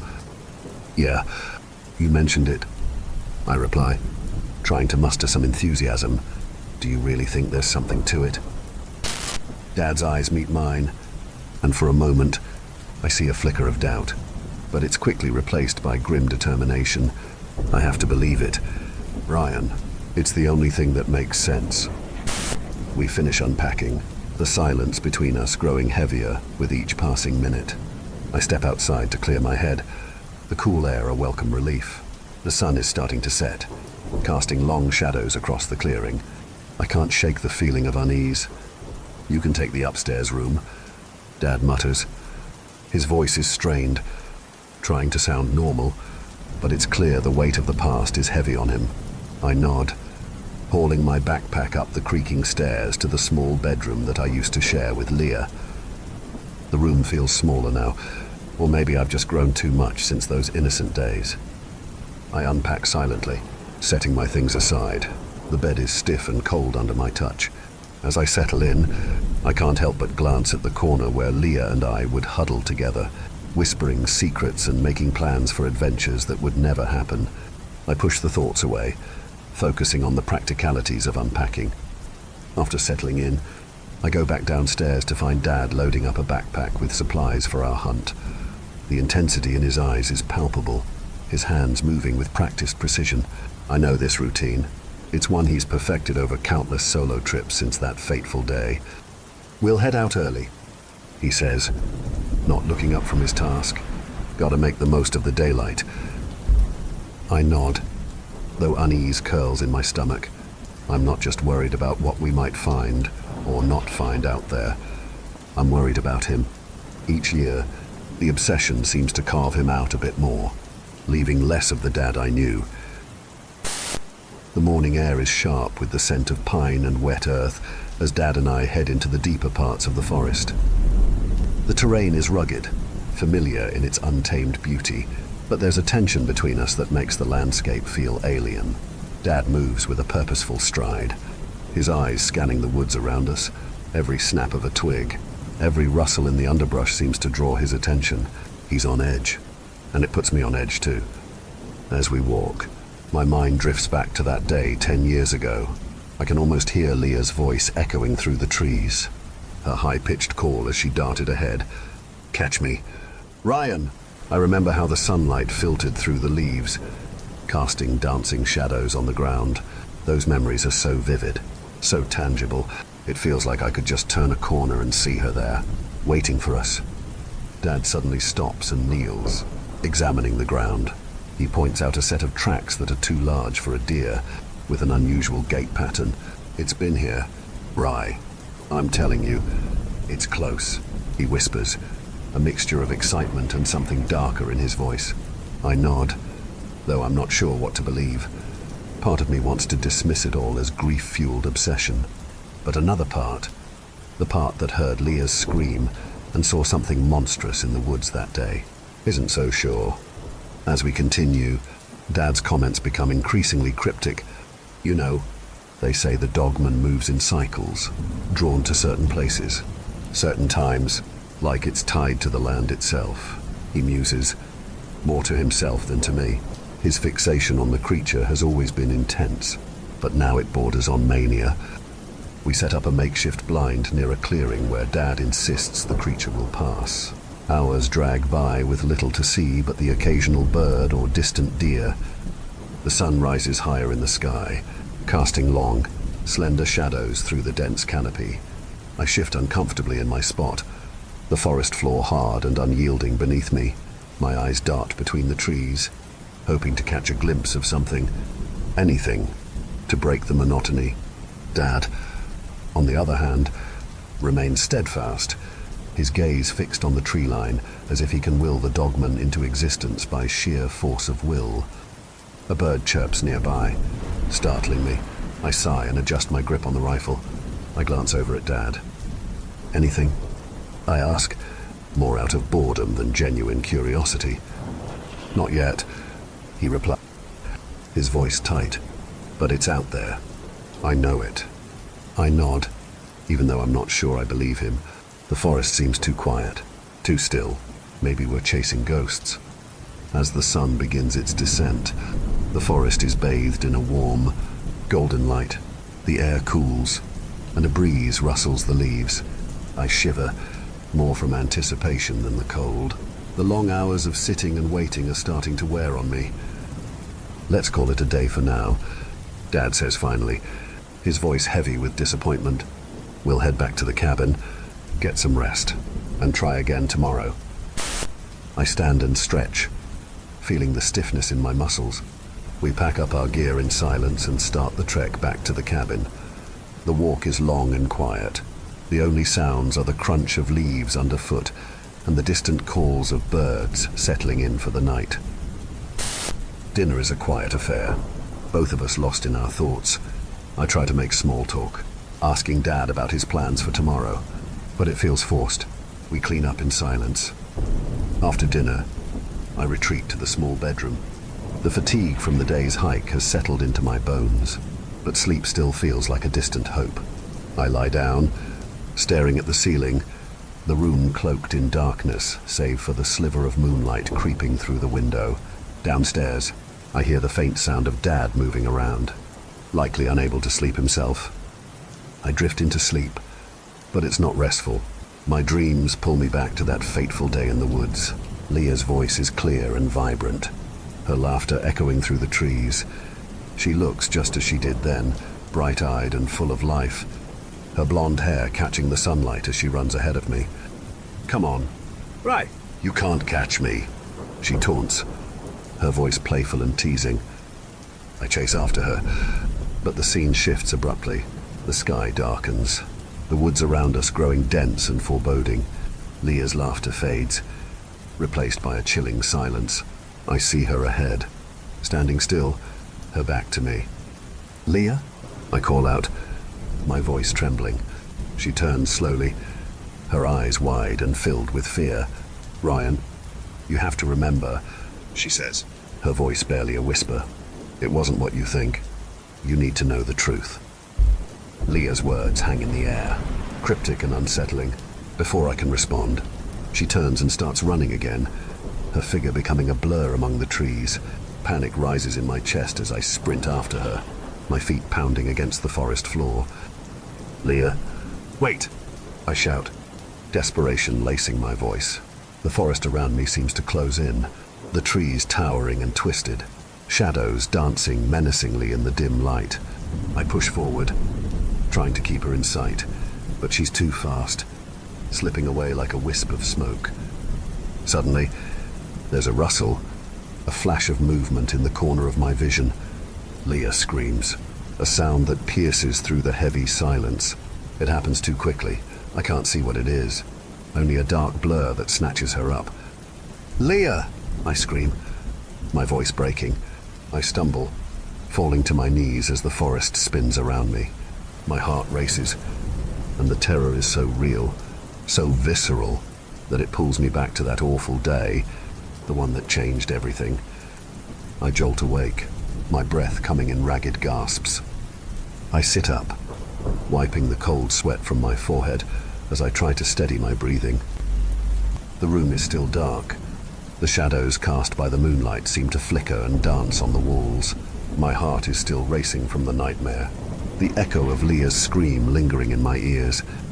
As I struggle to calm down, the floorboards outside my room creak. The door opens slowly, and I see the silhouette of my dad in the doorway, a Bowie knife in his hand, his posture tense. "Dad, what the hell are you doing?" I whisper, my voice shaking. "Shh," he hisses, holding up a hand to silence me. "I heard something moving around in the cabin. Stay quiet."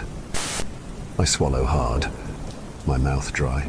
I glance at the clock on the nightstand. It's just past 3 in the morning. The cabin is silent, the kind of deep, oppressive silence that makes every small sound seem louder. I can't hear anything out of the ordinary, but Dad's expression is deadly serious. He motions for me to get up, and I do, moving as quietly as I can. My heart is racing, a mix of lingering fear from the dream and the sudden, sharp anxiety of the present moment. Dad leads the way, stepping cautiously out of the bedroom and into the hallway, the knife held ready in front of him.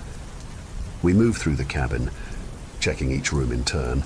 The living room is empty, the furniture casting long shadows in the dim moonlight. The kitchen is just as we left it, the plates from dinner still drying on the counter. Everything seems normal, untouched. We finish our sweep of the cabin without finding anything amiss. The silence is heavy, punctuated only by our soft footfalls. I can see the tension in Dad's frame, his grip on the knife unwavering. After checking the last room, we pause in the dimly lit hallway, the air thick with unspoken questions. "There's nothing here," I say, my voice low. "Are you sure you heard something?" He looks at me, his eyes searching for something in my face. I heard growling, deep and close. It was right outside the window. Maybe it was just an animal outside, a raccoon or something, I suggest, although the certainty in his voice makes me doubt my own reassurance. "No, it wasn't like that. It was different," he insists, his voice tense. I nod, not wanting to argue, but the seeds of worry are planted deep. The look in his eyes sends a chill down my spine. It's not just fear, it's desperation. the kind of desperation that comes from years of chasing shadows and finding nothing. I can see the toll this hunt has taken on him, the way it's worn him down, turned him into a man I barely recognize. We head back to our rooms. As I lie down, my mind races with thoughts of my dad. I can't help but wonder if he's losing it. If the years of grief and guilt have finally pushed him over the edge. Dad wasn't always like this. Before Leah's death, he was the kind of father who took us fishing, helped with homework, and told terrible jokes that made us groan and laugh at the same time. He was solid, dependable, but losing Leah changed him. The guilt twisted him into someone I barely recognize, someone driven by a need for answers, for closure that may never come. I try to sleep, but my thoughts keep me awake. I can hear Dad moving around downstairs, probably pacing or double-checking the locks. His paranoia has become a constant presence, and I don't know how to help him. I don't even know if I can help him. The next morning, the sunlight filters weakly through the cabin windows, casting a pale light that does little to lift the heavy mood. I drag myself out of bed, feeling the exhaustion of another restless night. Dad is already up, hunched over his maps at the kitchen table, his eyes bloodshot from lack of sleep. Morning, I mumble, rubbing the sleep from my eyes as I pour myself a cup of coffee. Did you sleep at all? He shakes his head, not looking up from his notes. Not much. I couldn't stop thinking about what I heard last night. I sip my coffee, trying to shake off the remnants of my nightmare. Maybe it was just an animal. Dad, we're deep in the woods, after all. He finally looks up, his eyes intense. Ryan, I know what I heard. It wasn't just an animal. It was something else. I sigh, not wanting to argue. Okay, fine. Dad, what's the plan for today? We're going back out. I found some tracks yesterday, and I want to follow them, see where they lead. I nod, feeling a mix of apprehension and resignation. I can see how much this means to him, how desperate he is for any kind of lead. All right, let's get packed and head out. We spend the morning preparing, loading up our gear and double-checking our supplies. Dad is meticulous, going over everything with a fine-toothed comb. I try to match his focus, but my mind keeps drifting back to Leah and the dream I had. Her words echo in my head, cryptic and unsettling. You need to know the truth. We set off into the woods, the air crisp and cool. The forest is alive with the sounds of birds and rustling leaves, but it all feels distant, like background noise to the tension between us. Dad leads the way, his eyes scanning the ground for any sign of the tracks he found yesterday. As we walk, I can't help but notice how erratically he's acting. He mutters to himself, his eyes darting around as if expecting something to jump out at us. His grip on his rifle is tight, his knuckles white. Dad, are you okay? I ask, trying to keep my voice steady. He glances at me, his expression unreadable. I'm fine, just focused. He stops frequently to examine the ground or the bark of trees, pointing out marks and signs that seem meaningless to me. Look at this, he says, crouching down to examine a broken branch. See how it snapped? That's not a deer or a bear. That's something bigger, stronger. I crouch next to Dad, squinting at the broken branch. To me, it just looks like a regular broken branch, the kind you see all over the forest. I don't know, Dad. It just looks like a branch to me, I say, trying to keep my voice neutral. Dad's eyes flicker with frustration. You're not looking close enough. It's the way it's snapped. Too clean, too deliberate. Something did this.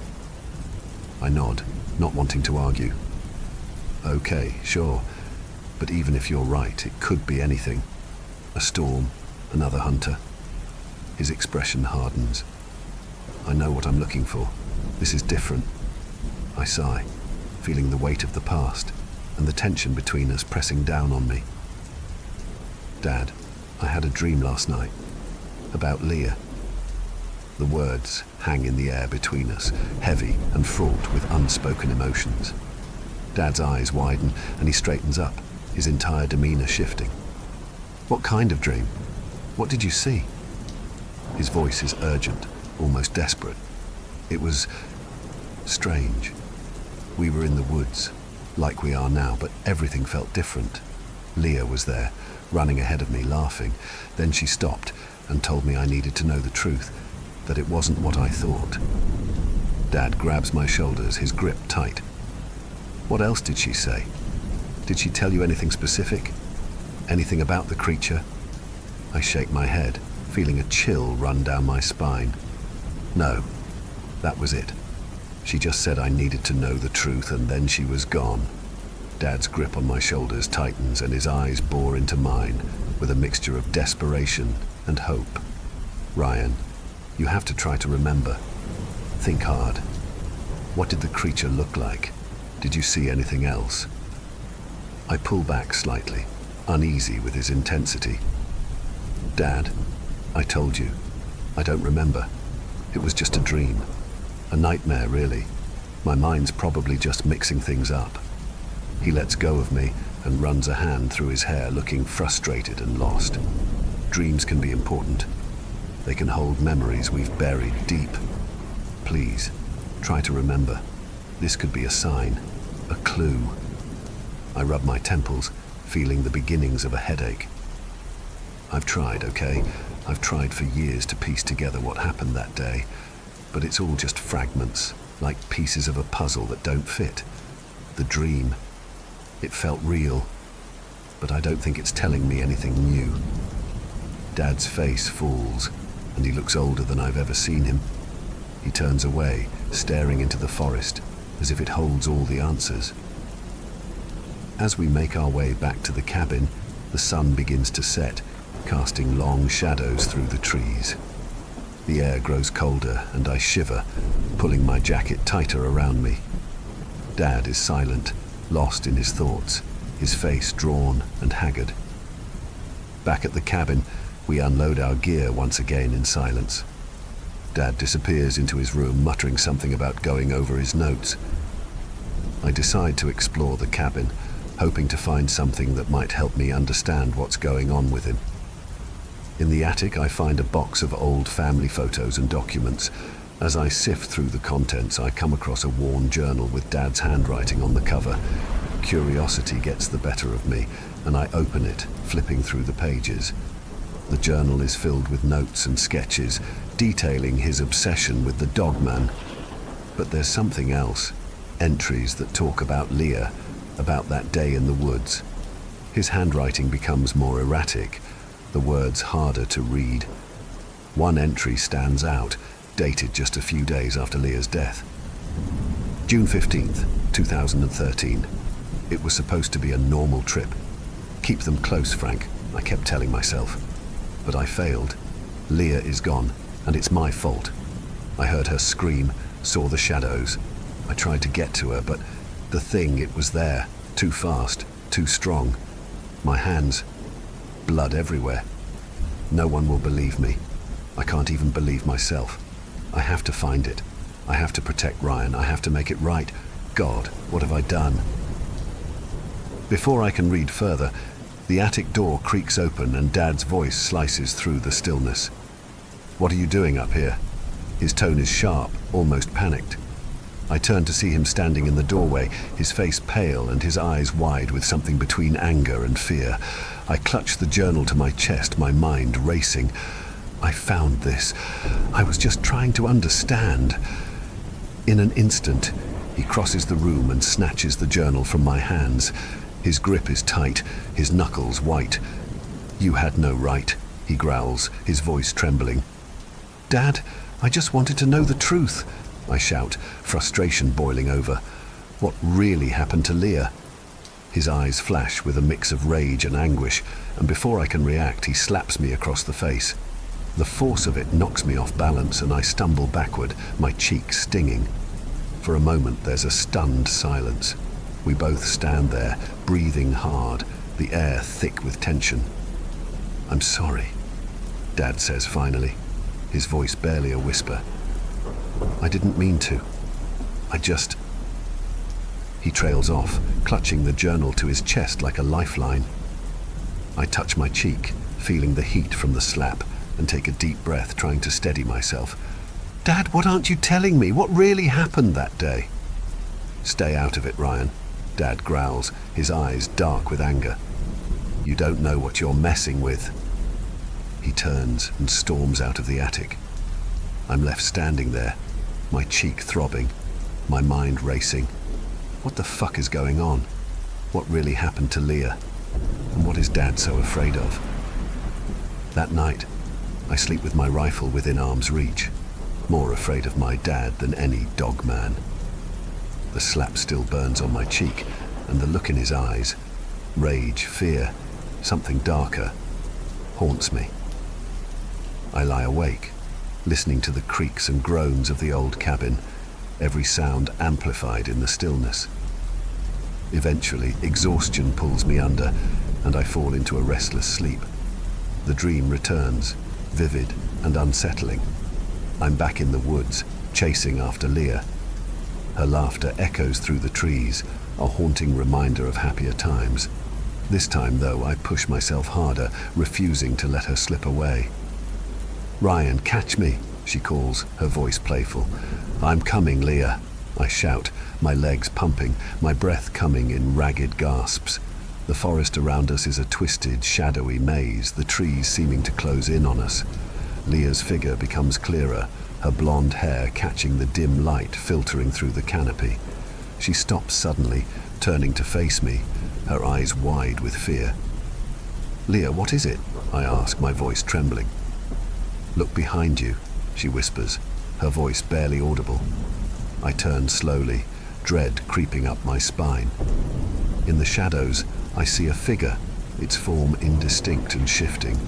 It's not quite animal, not quite human, something in between. The sight of it sends a jolt of terror through me, and I wake up with a start, my breath coming in ragged gasps. I'm not in my bed. The ground beneath me is cold and hard, the smell of damp earth filling my nostrils.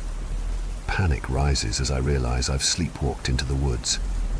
I scramble to my feet, my eyes adjusting to the dim light. The moon casts a pale glow over the surroundings, revealing what looks like a long-abandoned animal lair. The walls are covered in giant claw marks, deep gouges in the wood and earth. The air is heavy with the scent of decay, and a chill runs through me. I can't shake the feeling that I'm being watched. Carefully, I start to move, my eyes scanning the ground, desperate for a familiar landmark. That's when I see them, faded scraps of fabric caught on the jagged edges of the underbrush.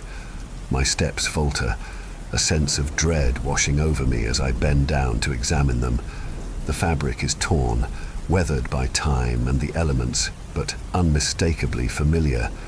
It's part of Leah's jacket, the bright pink one she wore on the day she disappeared. As I strain to make sense of it all, a rustling sound behind me snaps my focus.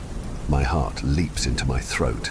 I spin around, my hand instinctively reaching for the rifle I don't have, because of course, I didn't bring it in my unconscious state. The shadowy figure that emerges from the trees is unsettlingly familiar, mirroring the menacing forms of my nightmares. But as it steps into the moonlight, I recognize the worn jacket, the weary posture. It's Dad. "Ryan!" he calls out, his voice a mix of relief and stern concern. "I've been looking everywhere for you. What the hell are you doing out here?" I exhale slowly, the terror ebbing away as reality sets back in. I don't know, Dad. I must have sleepwalked again." My voice is shaky, my earlier dream still clinging to the edges of my consciousness. Dad stares at me in disbelief. "You haven't sleepwalked since you were a kid, Rye. This isn't just a coincidence." Dad stares at me in disbelief. "You haven't sleepwalked since you were a kid, Rye. This isn't just a coincidence." His eyes dart around, taking in the surroundings, the eerie, claw-marked den, the unsettling quiet of the woods. "How did you even find this place?" I shake my head, struggling to find an answer. "I don't know, Dad. I woke up here." The uncertainty in my voice does nothing to ease the tension. His eyes lock onto the tattered remains of Leah's jacket in my hands, and something inside him snaps. The color drains from his face as he stumbles a few steps backward. This is where it happened, he murmurs, his voice barely a whisper. This is where we found Leah. I thought you said you don't remember anything from that night, he says accusingly. I swear, Dad, I don't know anything about this place. I insist, my own heart pounding. It was you, wasn't it? You've been hiding this from me. His voice is frantic. You, last night, the growling, it was you. His voice rises, tinged with hysteria. I step back, my pulse racing, feeling the chill of the night and the weight of his accusation. Dad, I don't know what you're talking about. No, he interrupts, his voice breaking as he points a trembling finger at me. You knew. You always knew. It was you, Ryan. All these years, the evidence was right there, but I refused to see it. You were the dogman. You killed Leah! His words hit me like a physical blow, absurd and horrifying in their implications. Dad, you're not making any sense. You're talking crazy. I was just a little kid. How could I protest, my voice shaky.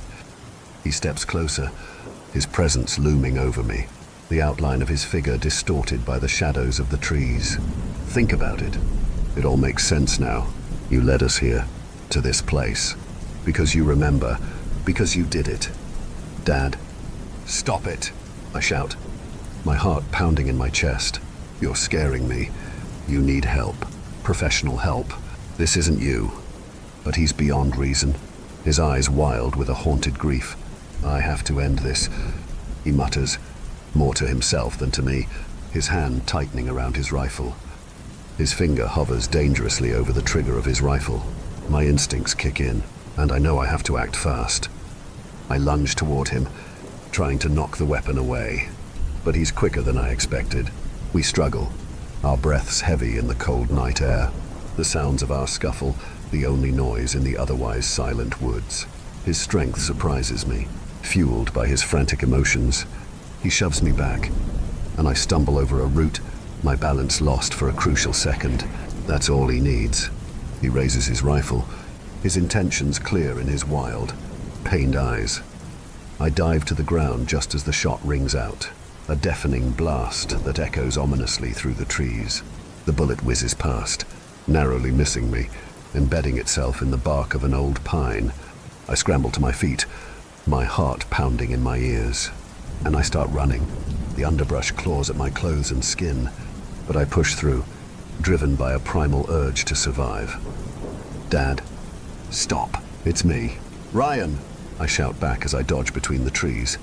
Another shot breaks the silence, closer this time, sending splinters of wood flying from a nearby tree trunk. It's surreal, being hunted by my own father, a man tormented by grief and lost in his delusions. I don't stop to look back. I can hear him crashing through the forest behind me, his heavy breaths and muttered curses carried on the wind. The terrain is rough, and I'm fueled by adrenaline, but exhaustion is setting in. I need a plan. Ahead, I see a rocky outcrop and make a split-second decision to head for it. It offers a chance to hide, to catch my breath and maybe reason with him if he catches up. As I reach the rocks, I slip behind the largest one, my body pressed tight against the cold, damp surface. I hear his footsteps approaching, slow and cautious now. As I press against the rock, trying to calm my racing heart, I can hear Dad's footsteps drawing closer, each step crunching ominously on the forest floor. He's methodical, deliberate, like a hunter stalking his prey. Come out. Ryan! Dad's voice is ragged, filled with a blend of fury and pain.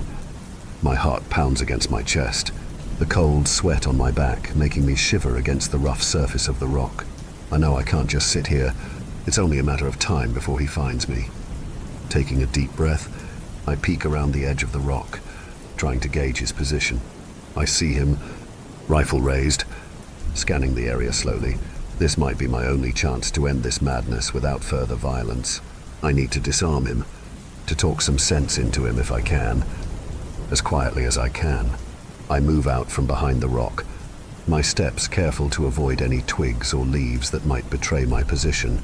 I'm almost upon him when a branch snaps under my foot, a sound so trivial yet so alarmingly loud in the quiet of the woods. Dad whirls around, looking completely unhinged. "Ryan!" he exclaims, his rifle swinging in my direction. Panic overtakes me, and I lunge forward, my hands reaching for the gun. We struggle, the rifle between us, our breaths heavy and erratic. "Dad, please, stop," I plead, trying to wrestle the gun away. But he's strong, stronger than I expected. In the chaos, the rifle goes off. The sound is deafening, a sharp echo that seems to reverberate off every tree around us. Pain explodes in my abdomen, sharp and burning, like nothing I've ever felt before. I stagger back, my hands instinctively going to the wound. The warmth of my own blood coats my fingers, stark and terrifying. Dad drops the rifle, his eyes wide with horror. "Oh my God, what have I done?" he gasps, rushing to my side as I collapse onto the forest floor.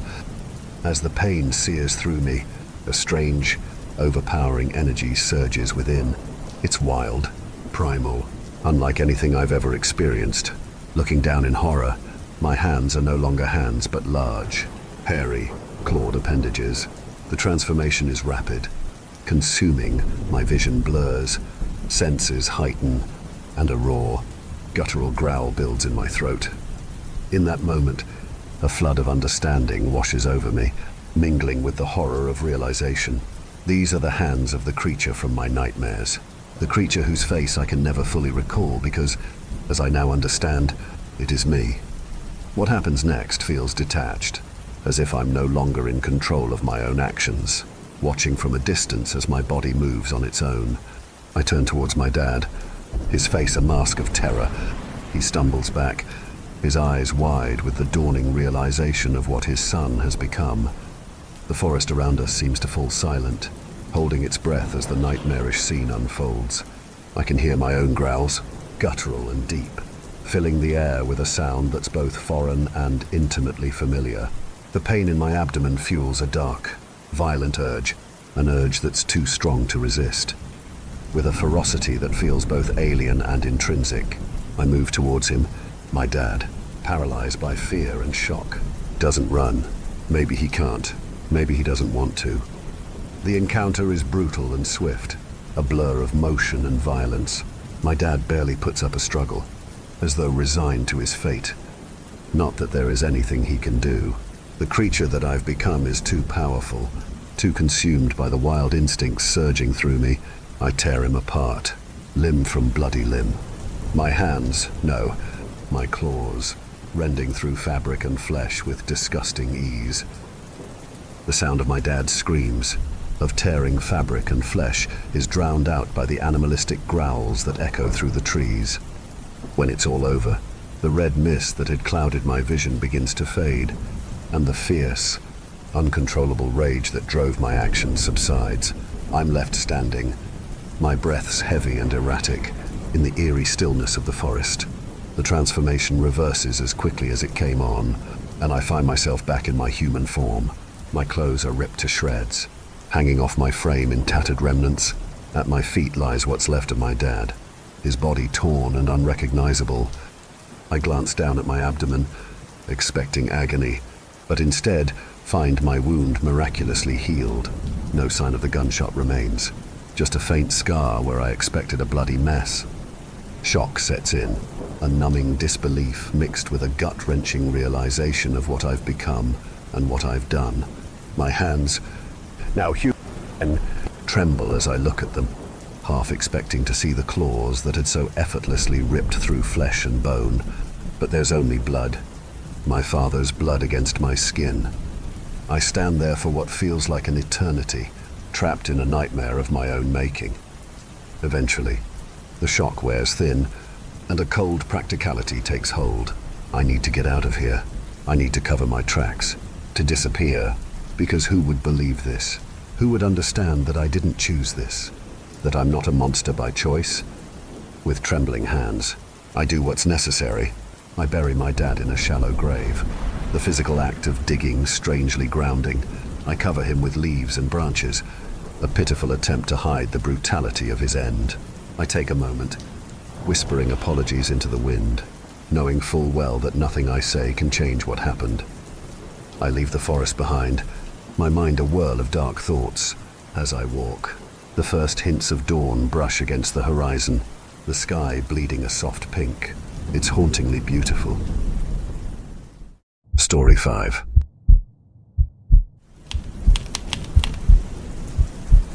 We killed Joseph Glass for the first time on August 18th, 1999. I knew he was a strange case since day one. Never seen a guy so happy to die before. It was like we were doing him a favor. He refused the automatic appeal. He refused to be seen by a chaplain. He just wanted it over with. It had only taken a little over a year, and it was already time for him to make his appointment with God. He freaked me out, just passing by his cell. He was like our very own Hannibal Lecter, the way he just stood there in the back of his cell, like he'd been waiting for you. The lights always burned out in any cell he was in, and maintenance had gotten tired of fixing them. Not that he seemed to mind in the slightest. The darkness seemed to swallow his top half, and all I could see were the whites of his beady little eyes poking out of all that black. Billy drummed his baton against the bars. Up and at 'em. Cowpoke, he called in that mocking tone. Time finally come for you to pay what you owe. You sick son of a... Billy. Warden Taft silenced him with a word. If you can't act like a professional, you're going to have to sit this one out. Billy paused and licked his chapped lips. "No," he muttered. "This a show I can't miss." Glass seemed to tick Billy off more than any prisoner before him. He liked them to at least pretend to feel sorry for what they've done, or act scared of what's coming to them. This one didn't even have the common decency to shed a tear. He was as stone-faced as a statue, even while being marched to the chair. Billy liked to joke sometimes that we ought to take the guy out back with some car batteries and really put the fear of God into him. Get him to cut out that stoic act. I think he was only half joking. After what this guy did to those girls, well, Billy has a daughter, so I guess it struck a chord. We all watched him fry. The warden, his closest men, the thin-faced man representing the Commissioner of Corrections, the prison physician, the families of those poor girls. It couldn't have gone more by the book. Only oddity I'd noticed at the time was that the stench of death never quite left the clothes I'd worn that day. And then the next morning, we came into work to see the whites of those beady little eyes staring at us from the darkness again. "Good morning, sirs," he said, just as he did every morning, in that airy, hoarse little voice. I'll admit it. I dropped everything I was carrying, stumbled back, stammered like a confused child. Hell, I almost screamed. You're not... You're supposed to be..." "I don't know what you mean, sir." He leaned in like he was trying to stare a hole through my chest. His tone almost sounded disappointed. "You never came for me. You promised me that yesterday would be the end, sir. But you never came. I waited all night long. Why did you lie to me?" Me and Taft looked at each other. We both had the exact same question on our minds. If Glass was still alive, who the hell did we roll into the morgue last night? Jesus Christ. Taft gagged when he pulled back the cadaver cover, stumbling away. "It's Billy." I looked. I know I shouldn't have, but I couldn't help it. And I'll be forever haunted by the sight of my friend lying there on his back, mouth agape and cloudy eyes staring into the ceiling, open wide as if he'd spent his last moments in a state of terror. The public never found out what happened. The cover-up story was that poor Billy had been taken by cardiac arrest.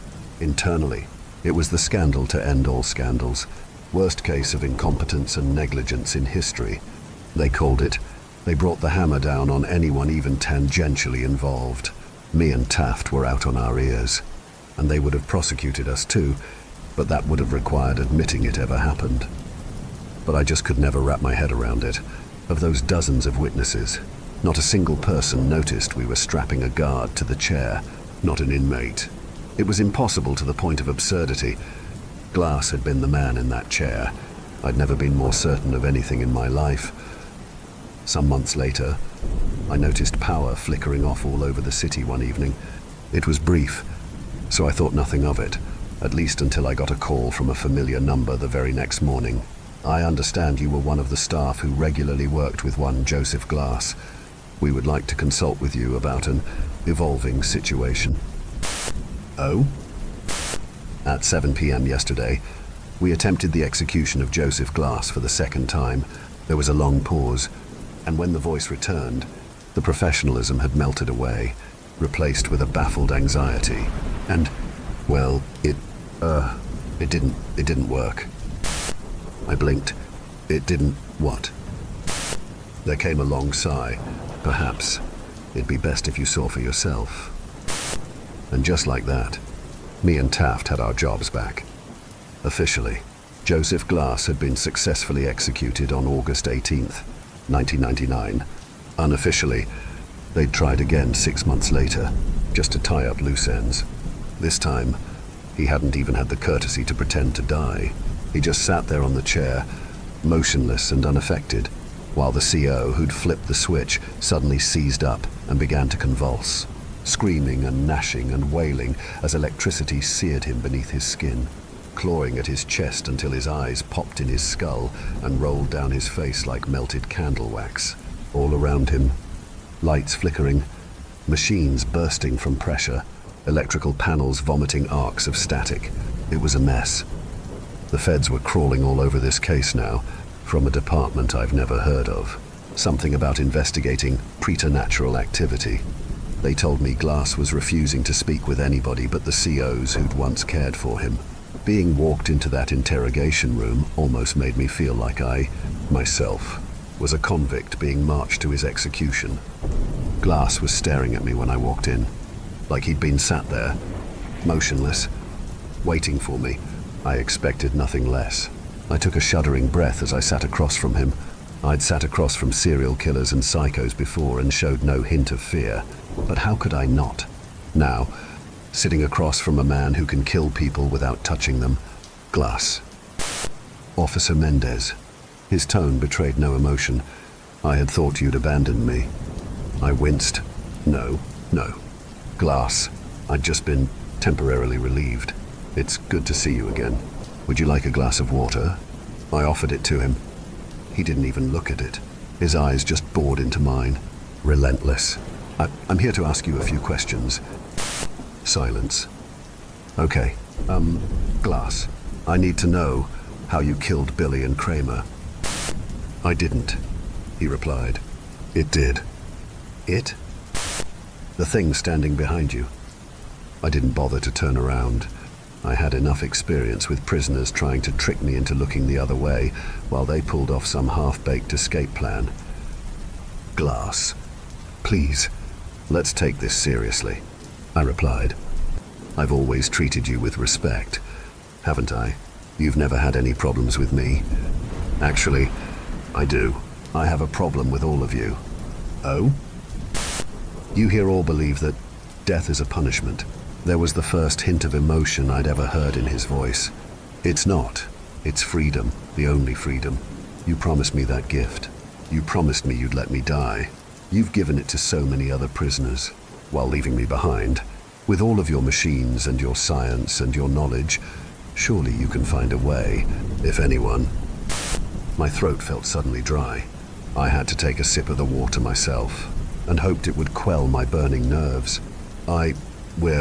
We're trying our best, Glass, but you have to work with us. It may help if you told us what exactly is preventing us from executing you. He moved for the first time, leaning in, so slow as to be almost imperceptible. It won't let me die. And that's when I felt a hand settle on my shoulder from behind. Everything stopped.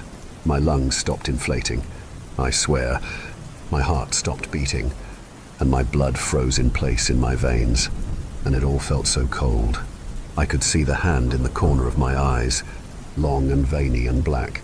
I could feel the breath on the back of my neck.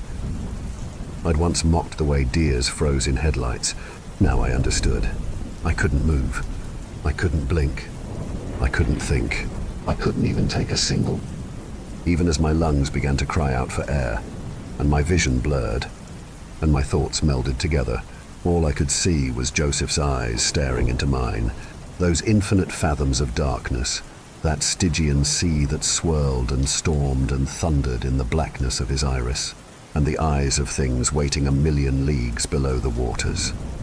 And I would have suffocated there, too terrified to even breathe, if those agents in black had not called off the interrogation then and come storming into the room. Later, they showed me the tapes from the security camera. There'd been nothing behind me, nothing placing its thin hand upon my shoulder, nothing at all. On May 7th, 2001, Glass was set to be executed for the third time via hanging, or so I heard, in some government black site somewhere, far from prying eyes.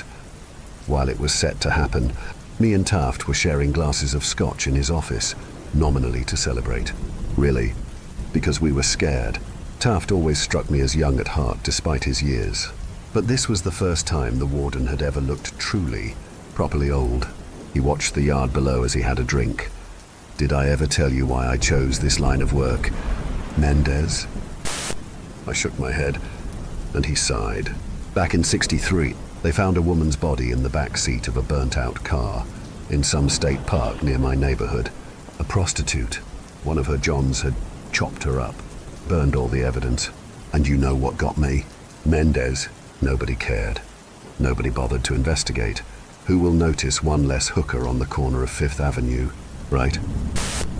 It didn't sit right with me, the way I see it. Mendez. Every life matters, even the ones we try and cast aside. Everybody's got people who love them, and childhood memories, and all that. Everybody deserves justice, no matter who they were. He set down his glass and looked me in the eyes, so I joined the force. Got the case reopened, found the guy, and I watched him fry. And I like to imagine she was there watching, too, as he burned. There was a tense moment, and then a chuckle. Of course, after that bullet to the hip in '71, I couldn't walk the beat anymore. But I've been just as happy here, watching justice be served. It makes me feel like there's some kind of karmic order to the world, like there's some justice. Good deeds and bad deeds get repaid in kind. It was clear there was something lurking beneath his words, some unspoken thesis. Eventually, with old, wrinkled, tired eyes, he said it. I've thought about it, and if Glass doesn't die tonight, I'm finally going to retire. Mendez, he confessed, after what he did to those girls. What kind of order can there be in a world where a monster like that is just beyond justice? I was shocked. Warden Taft always struck me as an unmoving fixture. What would we do without him? He'll die, sir. I promised. It'll work this time. It has to.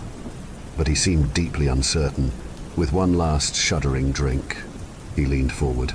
His eyes. He stared at my expression, as if desperate for me to understand. For me to know those things in his eyes. Haven't you seen them? And at that moment, Taft was yanked up out of his chair. It was so sudden, so inexplicable. I could barely register what I was witnessing. Some unseen force lifted him 2 or 3 feet above the ground, dangling him there. He choked, coughed and sputtered, desperate to gasp down air which would not come, and clawed at something around his neck which I could not see. He was hanging, I realized, and with wide, horrified eyes, the same as Billy's had been. He silently begged me for help. I sprang from my chair and wrapped my arms around his dangling legs. At first I tried to pull him down to the floor, but I realized it was only tightening the invisible noose around his neck. Then I tried lifting him as high as I could, which gave him some relief, but not much. Tears rolled down his face as it swelled and turned blue, and even though I could not see the noose, I could see the bruised purple skin where it had squeezed around his neck. All the while, I screamed myself hoarse. Help! Somebody, please! Jesus Christ, we need help in here. But nobody came. And all of a sudden, some unseen force seemed to sweep my feet out from under me. I dropped like a bag of bricks. but I was so startled I maintained my grip around the warden's legs. I fell and yanked him down with me, and his body suddenly jolted with a sickening crack. It took me a while to manage the courage to look up at him.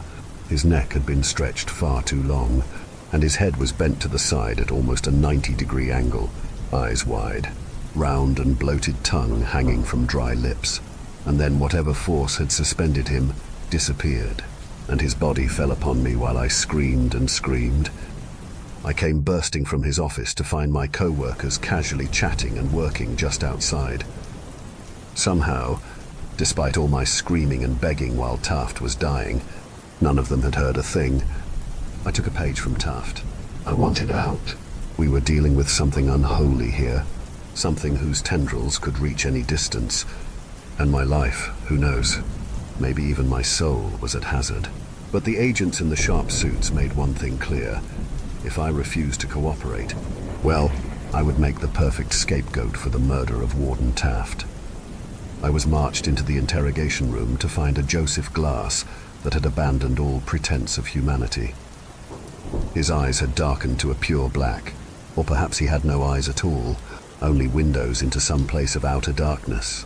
I was shaking like a leaf as I sat in front of him, feeling more like a prisoner than he was. Mr. Glass. No reply. I shuddered, trying to focus on my little piece of paper to distract myself from the blackness of his eyes. I have some questions I'm supposed to ask you. Is that okay? Silence. I take a deep breath. How old are you? Glass. I thought it was just one of those basic questions. Conversation starters. Really? I couldn't have prepared myself for his answer. I am old. Child. His voice was nothing like I remembered. It was deep and low and rumbling, like there were multiple people speaking in unison, and all were equally ancient, older than you could possibly know, older than this nation, and older even than the empire that once bore it. I had to fight the basic animal instinct to flee, focus on the questions. I thought, why did you do what you did to those girls? Just so I could feel something again, he whispered. Anything. Did you not feel the slightest bit of guilt, remorse? You ask that of me? Me, who has watched empires rise and fall? He almost sounded amused. Does time feel remorse? For time has killed far more than I. But mankind is like the Hydra. All I've killed will be replaced by, essentially, identical stock and in greater numbers, and then they will die and be replaced. And so the cycle will continue forever. Did you expect me to pity them for being given the death I, myself, covet? Only the dead are given leave of the cycle. It is a blessing. And suddenly, he stood from his chair, as if he'd never been restrained at all. A blessing you promised me, Officer Mendes. I stared up at him in disbelief. What? How did you? But I couldn't even stammer a sentence out before he was upon me, crawling over the table with the eerie grace of a spider. These were no longer the imperceptible hints of emotions I'd come to expect. It was like a switch had been flipped. Tears streamed down his cheeks, snarling with genuine rage, hurt, betrayal, and beneath those black seas in his eyes, all the things that haunted the fathoms below were rising to the surface. You owe me a death. Make good on your word. Pay your debt. I cried out and recoiled from his every touch with disgust. But he was stronger than he looked. I couldn't worm my way out of his impossible grip. I won't. Get off of me, you sick bastard. Do it! Pay me what you owe. It was like 1,000 different voices screaming in my ear. Straining and weeping, I locked my hands around his neck and pressed my thumbs against his throat, trying to strangle him. But instead, I could just feel that grip upon my own neck, squeezing the life out of myself as my lungs burned for air. Yet I kept pressing harder and harder, as if hoping I might somehow break through whatever unholy force was protecting him. And then those terrible hands grasped my shoulders again, and I was paralyzed by a terror that could be called nothing but ancient and primal. Like the thing standing behind me was the same force that had kept my ancestors huddled terrified in their caves 100,000 years ago. and every one of those voices was crying out to me through my very blood, and it pulled me from my chair, threw me as though I were weightless. And the next thing I knew, I was waking up in the infirmary. Once more, none of this was captured on the security camera. In the footage, I just enter the room and have a seat with strange, almost robotic movements, and then the both us just sit there, staring at each other, without speaking, without moving, without blinking, for an hour. After this, Joseph Glass entered a catatonic state, and from then on refused to converse with even me. Now that my usefulness had ended, the agents discarded me like yesterday's trash. Don't even seem to care if I tell anybody. Who would believe me? I thought I'd gotten lucky, that my nightmare was over. I couldn't have been more wrong. Go sorting through any public records, and you won't find a single mention of the name Joseph Glass.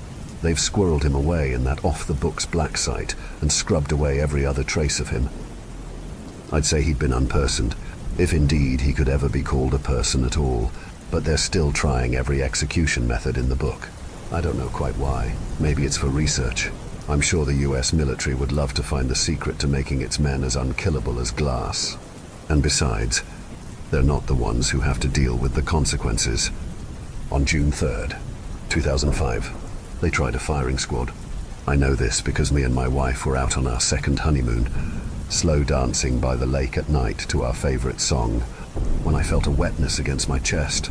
I looked down to see her eyes as grey and dull as foggy glass, and her chest shredded to Swiss cheese by rounds that made no sound. On December 23rd, 2012, they tried lethal injection. That was the day they found my son's car wrapped around a tree, and baffled coroners discovered that he was dead before the accident even occurred. His bloodstream polluted with pavalon and potassium chloride.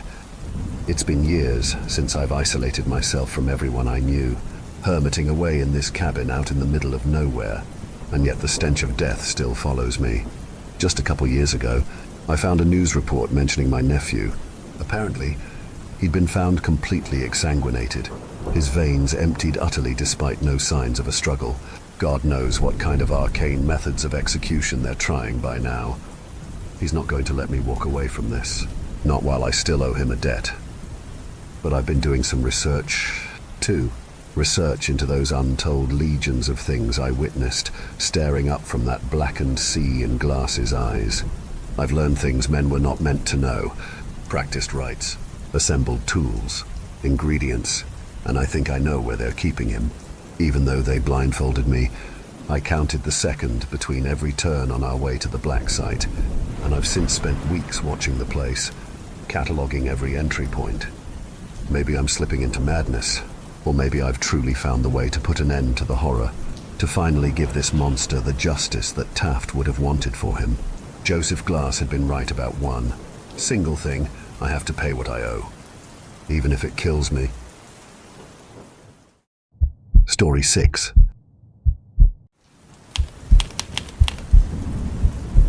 This happened in 2008 when I was 13 years old. I'm now 27. I'm also a female. I remember it like it was yesterday. I lived in Cincinnati at the time, and it was January.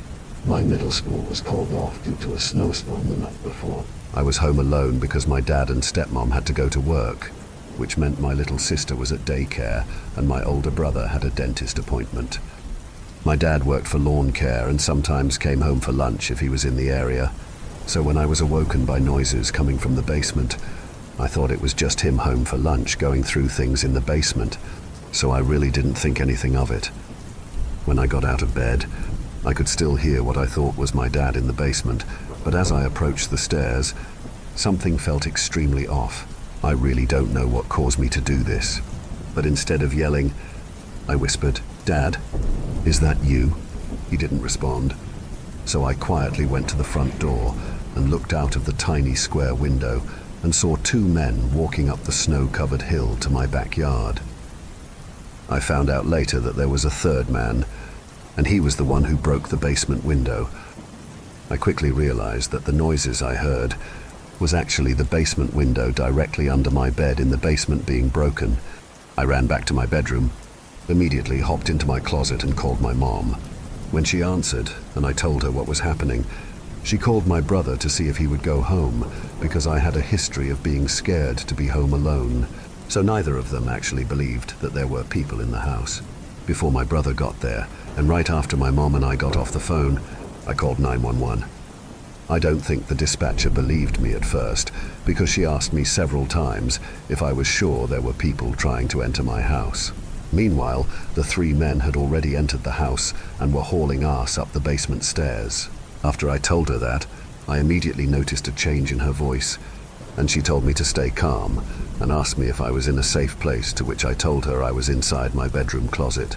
Except the door wouldn't close all the way, because as most teenagers, my room was only clean because I threw a lot of it in my closet, so I had to hold my closer door shut. The dispatcher told me to let her know what I could hear. If anything, I told her that I heard them talking to each other in the living room, but I couldn't understand what they were saying.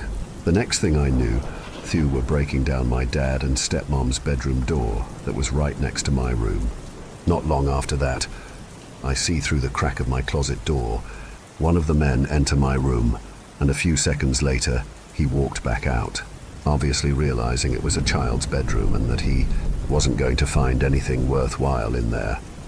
A few moments later, one of the men shouts, "He's home, he's home," and they all started running away.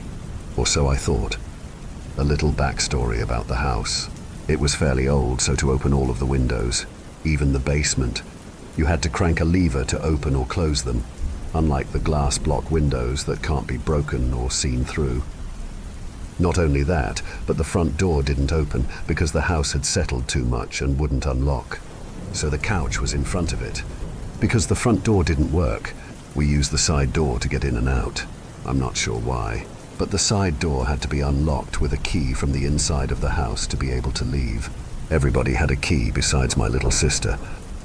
That being said, the men had to leave the way they entered, with everything they were trying to steal, which was through the basement window. After the dispatcher informed me that the police had my house surrounded and it was safe to come out. It took me quite a while to leave my closet because I didn't truly know if they were gone. When I finally got the balls to get out, I grabbed my key and darted to the side door to let the police inside. I didn't see my brother anywhere, so I didn't know if something had happened to him or if it was even him who came. Not long after I let the police inside, my brother came walking inside the dining room. I jumped up so fast and gave him the biggest hug I'd ever given him. When the police asked us to tell them what happened, I heard MT brother tell them that when he got to the house, he walked up to the side door like he normally would, and when he was about to unlock it, he was met with one of the men through the window. He said the man cocked his gun, put it up to the glass and said, "Hey, bitch." After that, he said he froze up, and then when he could finally feel his legs again, he ran up the street and started knocking on doors. After about 3 houses, he knocked on the 4th, and a little girl answered, so he asked her to go and get her mommy. When the woman came to the door, she could see that he was frazzled and asked him what was wrong. He told her that there were men inside of our house and hi little sister was inside. She called the police, and my then brother called our grandparents to let them know that I was telling the truth. I asked the officers if they caught the men, and he assured me that they did. A little while later, a police car pulled up to the front of my house, and they had one of the men stand outside of it for my brother to identify the one who pulled the gun out on him. I was so happy that they were all caught and that we were safe. My grandparents and my mom both got there around the same time, and I just remember them all rushing up to hug me. My mom then called my dad, who rushed home, and my stepmom wasn't too far behind him. Understandingly, my dad let me go with my mom and stay at her house for a few days, and I also didn't go to school. The township reached out to my dad and invited us to come to the town center about a week after the break-in. When we got there, I was surrounded by the officers who were there that day and apprehended the men, and they awarded me with a certificate of bravery for staying calm and helping them catch the men, along with a little gift bag of girly items. About a month later, we had to go to the men's court date, where we met a woman and her son in the waiting area that had their house broken into a week before our house got broken into by the same men, who just so happened to steal one of the guns she had. As it turns out, The two men had 3 guns, but only one of them was loaded. I was way too overwhelmed to be in the courtroom and have to see the men again, so the judge allowed us to stay in the waiting area until their hearing was over. 2 of the men ended up getting 7 years in prison, and the other got 12 years in prison because he pulled a gun on my brother. They're all out of prison now, and for a little while, I was scared that they would come back once they got out because my dad still lives there. But nothing has happened since that day. I've always heard stories about houses being broken into, but I never thought it would happen to me. I'm really glad that I was old enough to know what to do in that situation, and that the men never knew I was in the house with them until they were in court, because who knows what they would have done if they knew. Story 7. Man drinking molten wax from my candles. I first started noticing that something was wrong around 3 months ago. At the time, I was working from home and would usually light a scented candle while I worked, which usually helped me relax and stay focused on my work. I would usually burn through a candle a week, but over time, the candles started to take less time to fully burn up. At first, I thought that this was because of a change in ingredients the company that made the candles used. But the problem persisted after I switched candle brands, which I once again blamed on the candle manufacturers. I kept this belief for another week until the first incident. While getting up from my computer desk, which faces away from the candle, to take a quick bathroom break, I caught a glimpse of the lit candle. A 2-inch layer of molten wax rested on another 3-inch layer of solid wax. The wicks rising out at first and being somewhat visible through the molten layer, finally breaking the surface and being slowly burned away. The flames flickered as I swung the door open and walked out of the room. When I returned 10 minutes later, the molten layer was gone, and the wicks had been shortened so that the flames rested right above the solid layer of the wax. At first, I thought that the glass jar that contained the candle was leaking, but after a short inspection, I was only able to find 2 small drops of candle wax that had solidified right next to the candle on the bedside table. I still had 2 hours of work left to do, but I was too lost in thought and was unable to do any work for the rest of the day. Every night before I go to sleep, I like to read for at least 30 minutes, and while reading, I usually light a candle. Around 4 days later, I had mostly forgotten about the incident and went back to using candles. Due to my naivety, it returned. I fell asleep while reading with a candle lit on my bedside table. I woke up to loud slurping noises. As I opened my eyes, the brightness of the light I had not turned off almost blinded me. As my eyes tried to readjust to the light and focus on what was in front of me, I saw a somewhat humanoid dark grey to light blue blur that contrasted with the white paint on the walls behind it. Another grey line stretched from the shape's head to the candle on my bedside table. I could feel my heart skip 5 consecutive beats. I opened my mouth and tried to force out a scream for help, but the pressure I applied to my throat was way beyond what it was able to handle, leading me to only produce a light wheezing sound.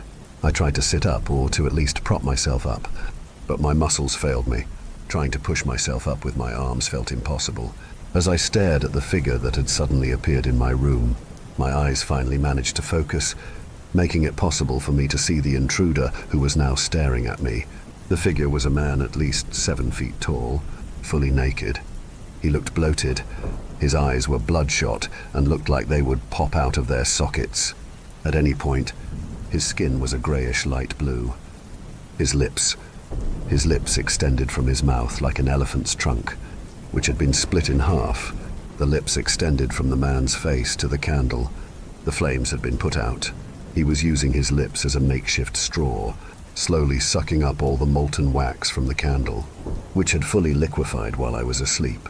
I laid in bed, unable to move, unable to scream for help, staring until he emptied the jar, his lips retracted back to his face, the molten wax solidifying on their tips and cracking, flakes of wax falling off the man's lips and falling to the floor.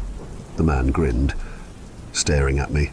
The ridges and gaps between the teeth were filled in with wax, making it impossible to make out where one tooth ended and the next one began. The man opened the door he was standing next to, but instead of walking out of the room, he stepped behind it. His face peered at me from above the door. And then once again, like he had done to drink the wax, the man puckered his lips, which stretched from his mouth and floated to me. I shook and tried to roll over away from him. I wanted to get up and run, but my fear had taken over my body. Tears flowed from my eyes. He kissed me on the cheek, leaving flakes of wax and light moisture. He retracted his lips and lowered his head behind the door. I don't remember falling asleep, but when I woke up, I saw the glass jar, which at one point contained the candle, even though I had hoped that what had happened was a dream. It wasn't. I still had flakes of wax on my cheek, and on my bedroom floor. The wax in the jar had disappeared. I called the police, but they were unable to find anyone in my apartment. They also could not find any evidence of a break-in. After the break-in, I started looking for a new apartment to move to, thinking that the man was tied to the building I was in, but even though I had thrown out all of my candles, I could not stomach spending another hour in my apartment, constantly looking over my shoulder or walking around with my back pressed up against the wall to not allow it to creep up on me. Thankfully, my friend Emma was able to let me stay over at her apartment while I looked for a new one for myself. Me and Emma have been friends since we were 8, and we've been there to support each other when times get rough. This isn't the first time I've had to stay over at her house for an extended amount of time. In fact, I have had to stay over at Emma's as many times as she has had to stay over at my apartment, whether it was because of evictions after losing a job, breakups, or a candle wax drinking squatter. I didn't even know if it was human. I mean, sure, it looked like one, but human lips are not supposed to do what his did, and somehow it didn't have a reaction to molten wax being poured down its esophagus. I didn't tell Emma about what happened, the details at least. I just told her that a man had broken into my house and was watching me sleep. The only people I told the truth to were my therapist and the cops, and all of them disregarded what I told them as my mind making things up after a traumatic event. For a while, I believed what they said. I mean, why wouldn't I? But then I started seeing him again. For a few days, I thought it was my mind playing tricks on me again like it had done during the night of the incident. For split seconds out of the corner of my eye, I would see the outline of a tall, bloated figure. At first, they were hours apart, but after a while, it became constant. He was standing in each room I passed, in every single dark corner I glanced past, and then he spoke. "Feed me." It stood in the kitchen, peering over from a small gap between the fridge and the sink, where the trash can that had been knocked over onto its side usually stood. His voice was raspy, and every word that came out of his mouth was distorted, as if he were gargling water. But still, I could somehow clearly make out each word he said from over 15 feet away. "Please just leave me alone. Why are you following me?" I shouted at the figure, the same fear that had taken over my body during the night. I saw him for the first time, paralyzing me, making it impossible for me to move anything other than my eyes, eyelids, and mouth. "I'm starving. I need you to feed me," it replied again. Now, stepping out from behind the fridge, he stepped directly onto a rotten banana, its mushy brown contents seeping out of the peel under the pressure of his decomposing foot, which was covered in scabs and took up the same grayish light blue color as the rest of his body. He mostly looked the same. His bloodshot eyes bulged from their sockets, but now his tongue was swollen. It peeked out from between his bloated, cracked gray lips. It stared at me, waiting for an answer. "Okay, I'll feed you, but please just leave me alone," I replied, the tone of my voice shifting into high-pitched squeals with every quick breath I took. He looked satisfied by my response. He somehow squeezed his bloated body back into the gap that was at least 4 times smaller than him. After peering over at me from above the fridge, he bent over backwards, his spine releasing a series of sickening cracks until he was fully obscured by the fridge. And then he vanished, still barely in control of my body. I limped over to the couch tucked away in the back corner of the living room. It took me at least 10 minutes to steady my breathing and 20 more to fully regain control of my body again, but as soon as I did, I ran out the house and to the nearest store. During the 15-minute walk, he stared at me through dark windows and the backs of cars, peered out at me from gaps between leaves in the trees and bushes. He even followed me into the store, staring at me from the middle of deserted aisles before disappearing right before my eyes were able to fully catch him. Once I finally got the candle, I randomly picked 4 off of the shelves and rushed to the self-checkout. When I arrived home, I had 2 hours before Emma got off work. I didn't want to feed it while she was home, and I didn't want her to see it. I pulled out 2 of the candles from the black plastic bag and placed them on the kitchen table. The first a light blue candle named Garden Rain, and the second a red candle named Juicy Watermelon. I pulled out a lighter from one of the drawers Emma used after her stove stopped lighting on its own and lit each of the 6 wicks on the candles. As soon as I started seeing the wax melt under the heat of the burning wicks, I dropped the lighter onto the table next to the candles and ran out of the room. I could not stomach seeing that thing again. Even just thinking about it made me shudder and hyperventilate. The paralyzing fear that seeing him caused me made me want to vomit. At least 30 minutes later, I started to hear it drink, even though the living room and kitchen were separated by a wall. Even though I had closed the door, I could still hear what at first started as slurping sounds, which were followed up by loud gulps. Then it stopped, and once again 30 minutes later, it started drinking. As the slurping started once again, I heard the door to the apartment crack open. It was Emma. As she stepped through the door, I saw her carrying 2 large brown paper bags of groceries in her hands. She was headed to the kitchen. "Hey, let me grab those for you," I said, running over to her, my voice shaking. "Oh, thanks. Are you okay? You look scared." My eyes shot wide open in a mixture of fear and surprise. I said the first thing that came to mind. "Yeah, just, I didn't expect you to come home so early and I got a bit spooked." "Shit, sorry. I know I should have called you. Work let me off early today." I started to turn away from her, walking to the kitchen. Trying to keep her away from the kitchen, I told her to wait for me in the living room because I wanted to talk to her about something. I didn't know what I would talk to her about, but that was a problem for future me to resolve. Somehow it worked. "What's that sound?" She called out to me while walking towards the living room couch. It took me a few seconds to come up with an excuse. "I think it's the sink, or the pipes at least." I opened the door to the kitchen with my eyes closed, at first hesitant to look, knowing what would be greeting me. Slowly prying my eyes open, I started to see its outline. My muscles started to lose strength as the details of the man came into my view. I felt the grocery bags start to slip from my arms. My knees buckled. Face first, I fell onto the kitchen floor, scattering the groceries all over the floor. A mixture of a light scream and a yelp escaped from my mouth as my body made contact with the floor. Emma, concerned for my safety, ran into the kitchen. She didn't scream. Using all of the strength and mobility I had left in my muscles, I rolled over, expecting to see her face drenched in terror, her body frozen still, unable to move, just like my body had done the first time that I saw him. But Emma looked concerned. The man was gone. She crouched down beside me. "Oh my God, are you okay? What happened?" I looked around, observing my surroundings. I tripped on the little thing at the bottom of the door frame.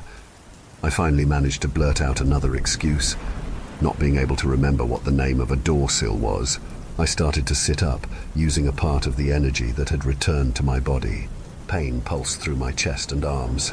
Emma looked at me with a concerned face. "You've been acting really weird since I got home. Are you sure you're okay?" "Yeah, I think I'm just having one of those days, you know."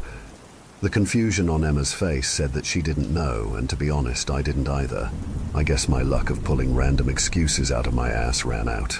Emma thought that she triggered some sort of PTSD response after barging into the house unannounced at first, apologizing, then trying to change the subject to stop my trembling, which I was still unsuccessfully trying to hide from her.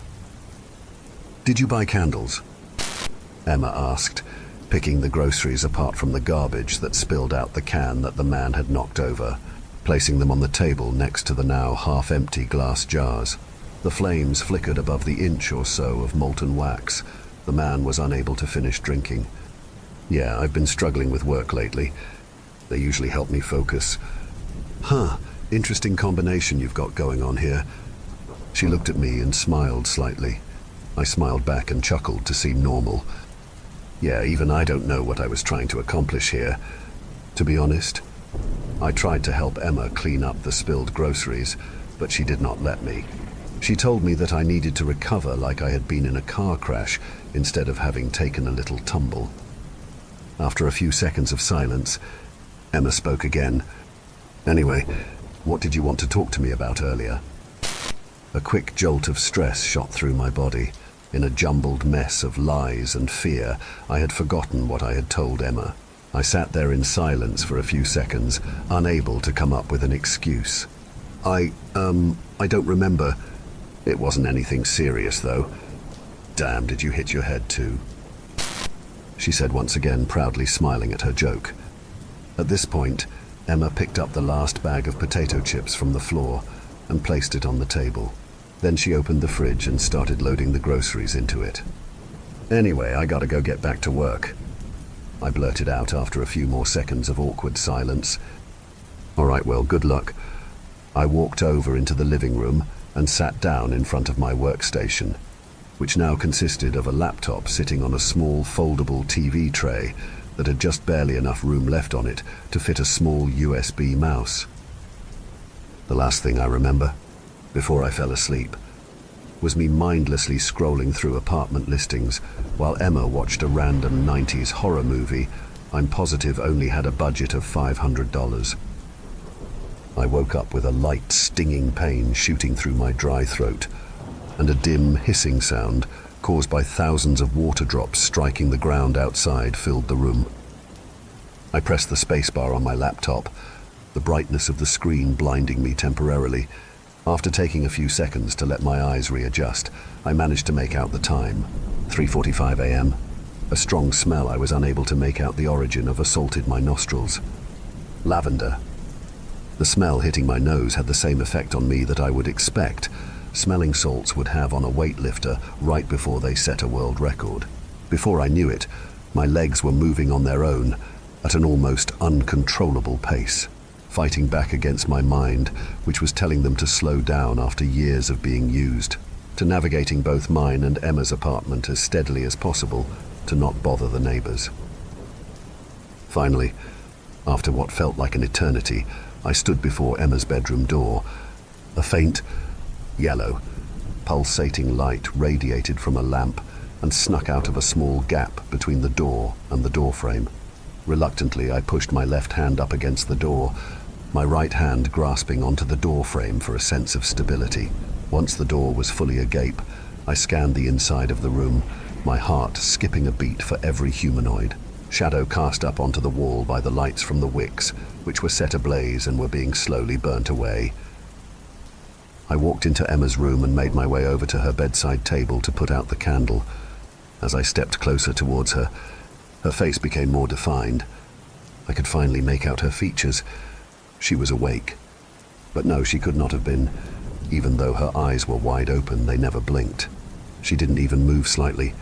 As I moved closer, I finally managed to fully make out the expression of pure terror on her face, her mouth wide agape, as if she was about to release a deafening screech. But she could not have. A single drop of solidified wax dribbled out of the corner of her mouth and clung to her cheek. My eyes traced the cream-colored path back towards her mouth, first up her cheek, then between the corner of her mouth and finally behind her teeth. There, instead of her tongue or the roof of her mouth, I saw a wall of wax which had filled in the entirety of her mouth. I fell to my knees and hunched forward, supporting my body weight with my arms. I was too late. I resisted the urge to vomit and got back up onto my feet. A mixture of tears and snot slid down my face and onto my lips. Shaking now, I slowly started limping over towards my phone, which I had left on the couch next to where I had awoken just minutes before my life was destroyed because of my lies. If I had just told Emma what I had gone through, if I had just told her what had happened on the night of the incident, which now seemed trivial, Even if she thought that I was crazy, I know that she would have complied just to make me feel comfortable. It took me at least 30 seconds of repeated attempts to stabilize my hands enough to properly dial 911. Someone broke into my apartment and hurt my friend was the only reasonable explanation I could come up with that would not get the operator to hang up on me, thinking that this was a prank call. I sat there in the living room for an agonizing 10 minutes, crying. My sadness slowly transformed into anger towards myself, and my mind raced, thinking of all the lies I'd told. I kept thinking that if I had just told her the truth, she would not have been laying there in her bed, her body bloated. Every single orifice has signs of forced penetration and has been filled with what seems to be candle wax, is what was written on her autopsy report. For a few days I was the main suspect in Emma's murder, but due to the almost unstoppable crying and the unresponsive state that I was in when the police arrived, mixed with the lack of evidence of me having a way to produce 30 pounds of candle wax, led to me being released out of police custody. But because I was the main suspect, I was not told any details about what had fully happened to Emma. For days, all I had to work off of was the image of her face frozen in terror, and a short glance I caught of her bloated body as she was being carted out on a stretcher. I recounted every single word of our last conversations over and over again until they became permanently etched into my brain. Emma's parents originally wanted to cremate her, as that is what she had somewhat jokingly asked for whenever the topic of funerals came up. Well, she had joked about wanting to have had unpopped popcorn shoved down her throat before she was sent off to scare the shit out of the guy cremating me. But due to all the wax, which would have been impossible to get out of her body, they were forced to bury her. A few days before Emma's funeral, her body disappeared. After Emma's death, her parents took me into their home. After reading the autopsy reports and seeing her corpse, they had thrown out every single candle they owned, which made their home the safest choice I had. Still, this did not stop me from buying a machete and keeping it under my bed, just in case. I was laying on the bed in their guest bedroom the day that the police informed Emma's parents about her disappearance. The bedroom is right above the front porch of the house. At first I heard them ring the doorbell, which was followed up by 3 powerful knocks on the door. For about a minute I laid there on the bed listening to muffled voices exchanging distorted words I was barely able to make out, which slowly transformed into distorted weeps. Curious, I lifted myself up from the bed, made my way over to the window and carefully lifted the bottom panel, making sure to not make too much noise. The distorted, muffled sound started forming into coherent words. We checked the security footage, but the only strange thing we could see was a 5-second time jump.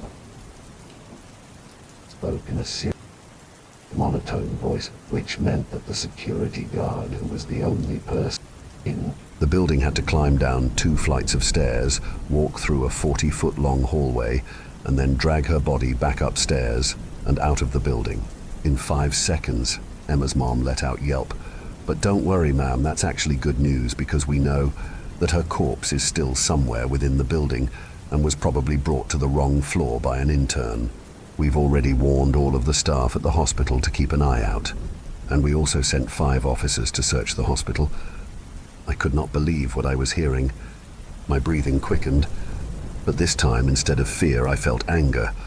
That fucker stole her corpse and was probably in the weird, separate plane of existence he always went back to after terrorizing me, cutting off chunks of her body, melting her, and drinking her. I closed the window.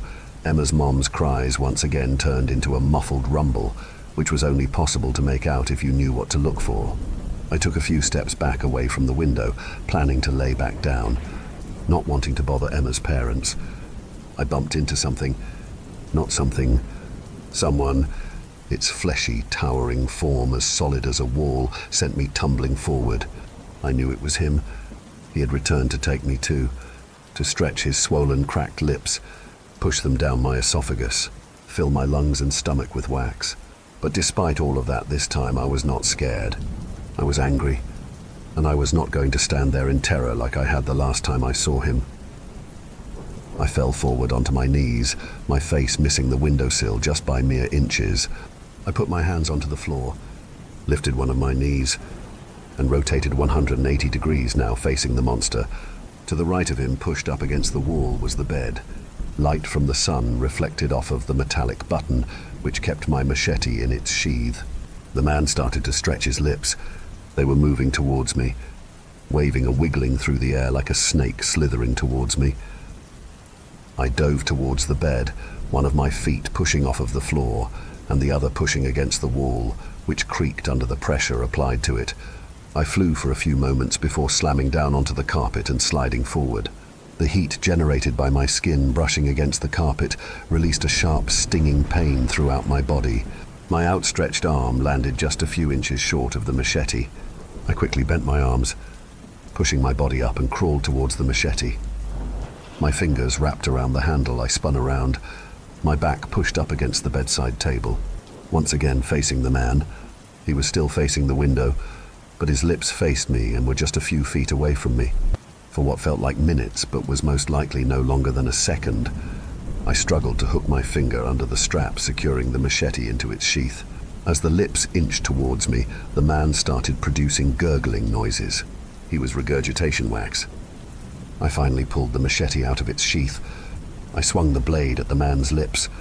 The blade was not met with any resistance as it sliced through the man's lips, which landed on the carpeted floor with an audible thud. The man did not have a physical reaction to my counterattack. His lips kept creeping towards me. Once again, I slashed at the lips. Still no reaction. I repeated this at least 3 more times.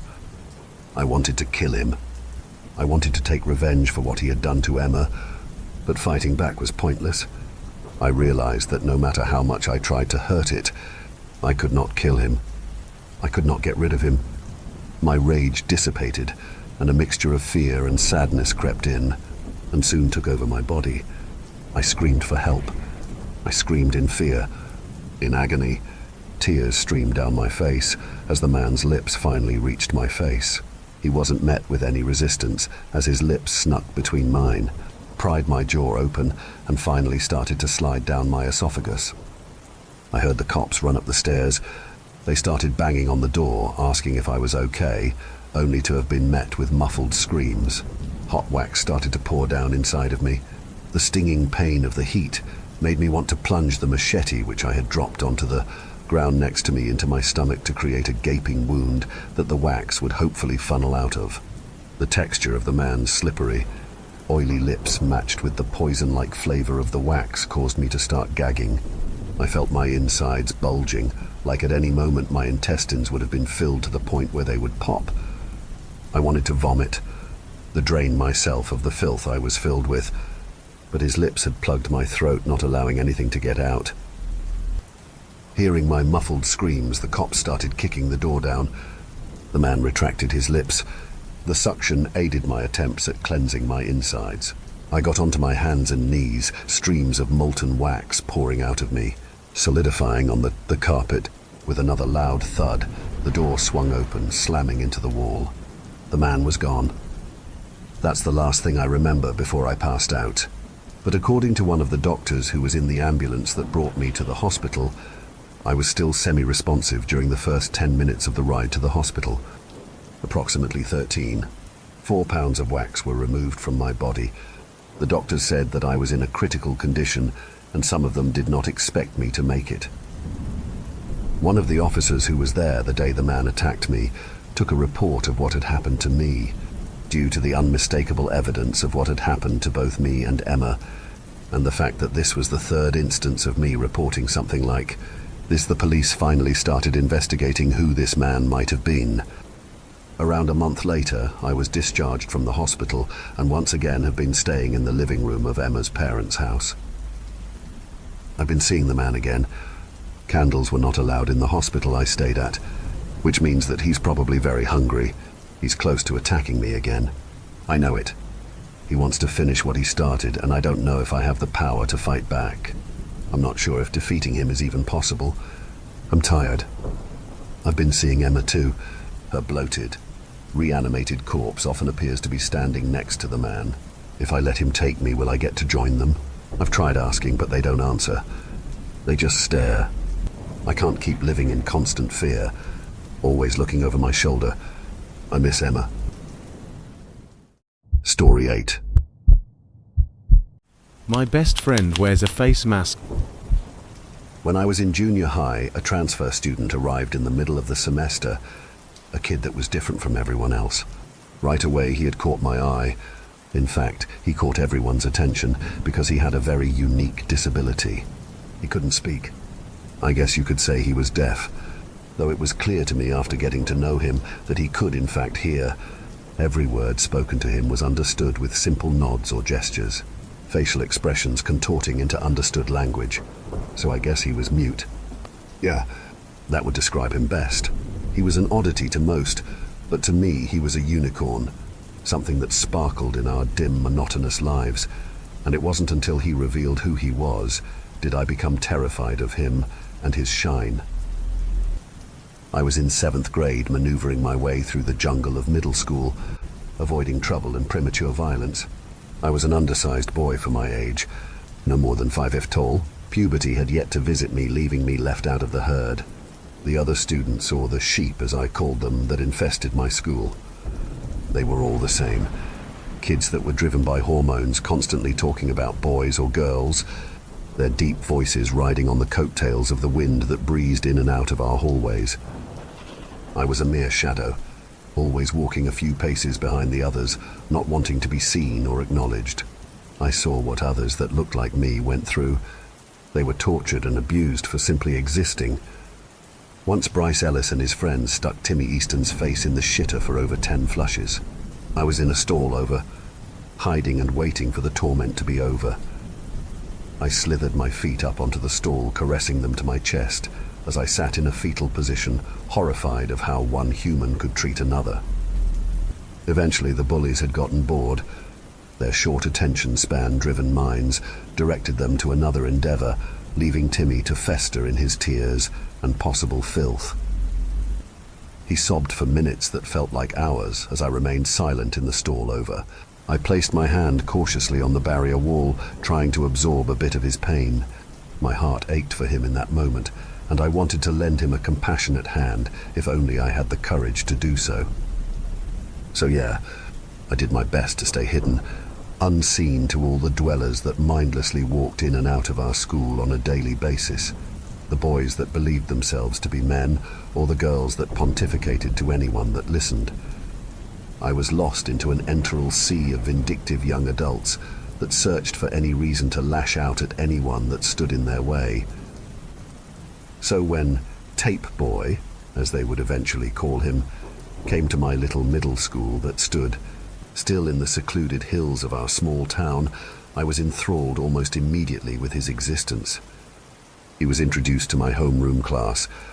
I sat in the back, burying my head into my arms, occasionally lifting my head to listen on the day's lecture, my daydreams entertaining me as the clock slowly ticked away at our lives, and it wasn't until my teacher promptly stopped talking did it trigger a primal emotion in me to sit up and pay attention. I postured myself up straight, pausing the internal movie that played in my mind to see what the interruption was about. There he was, a new boy that no one had ever seen before. By middle school, everyone knew each other. We had went to the same elementary school, the same holiday events and grocery stores. So getting a new student was like getting a new flavor at Baskin-Robbins, a mystery taste simmering on the tip of your tongue as you digested every drop. His presence was intriguing. He wasn't small like me.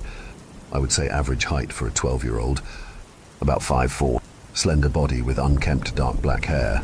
He looked timid, his head tilted towards the ground, not wanting to accidentally lock eyes with any of us as the teacher introduced him, my mind wandering with such intrigue because to all of our astonishment, he was wearing a surgical face mask. Mind you, this was in the 90s, eons before the COVID pandemic breached the windows of our thoughts. Right away I could hear the murmurs, the questions erupting throughout the classroom as everyone pondered of why this boy sheltered his face. I stared on for what must have been minutes as the shy boy kept his gaze down. I could see him slightly squeezing the arm straps to his backpack nervously the longer he stood there on full display for all. I had my fill, and I relaxed my postured sinking back into my chair, directing my stare out the window, but then Billy Sherman asked the question we all had on our minds. Why is he wearing that mask? Our teacher explained to us that it was because of some weakened immune system, something about how his ticker didn't click like the rest of ours. She then also told us about him being mute. This drew my eyes right back to him. I think it did for all of us, and for a moment, the quiet kid raised his head and locked eyes with me. His dark black eyes glistened with despair. The deep purple bags that sagged under his eyes were more indicative of someone that hadn't slept in days. I felt something for him in that moment, our third eye conversing in some cosmic dialogue, and as quickly as he rose, his head did it drop once again towards the ground. I could still hear all the other kids snickering, questioning, and some even giggling. It made me sick.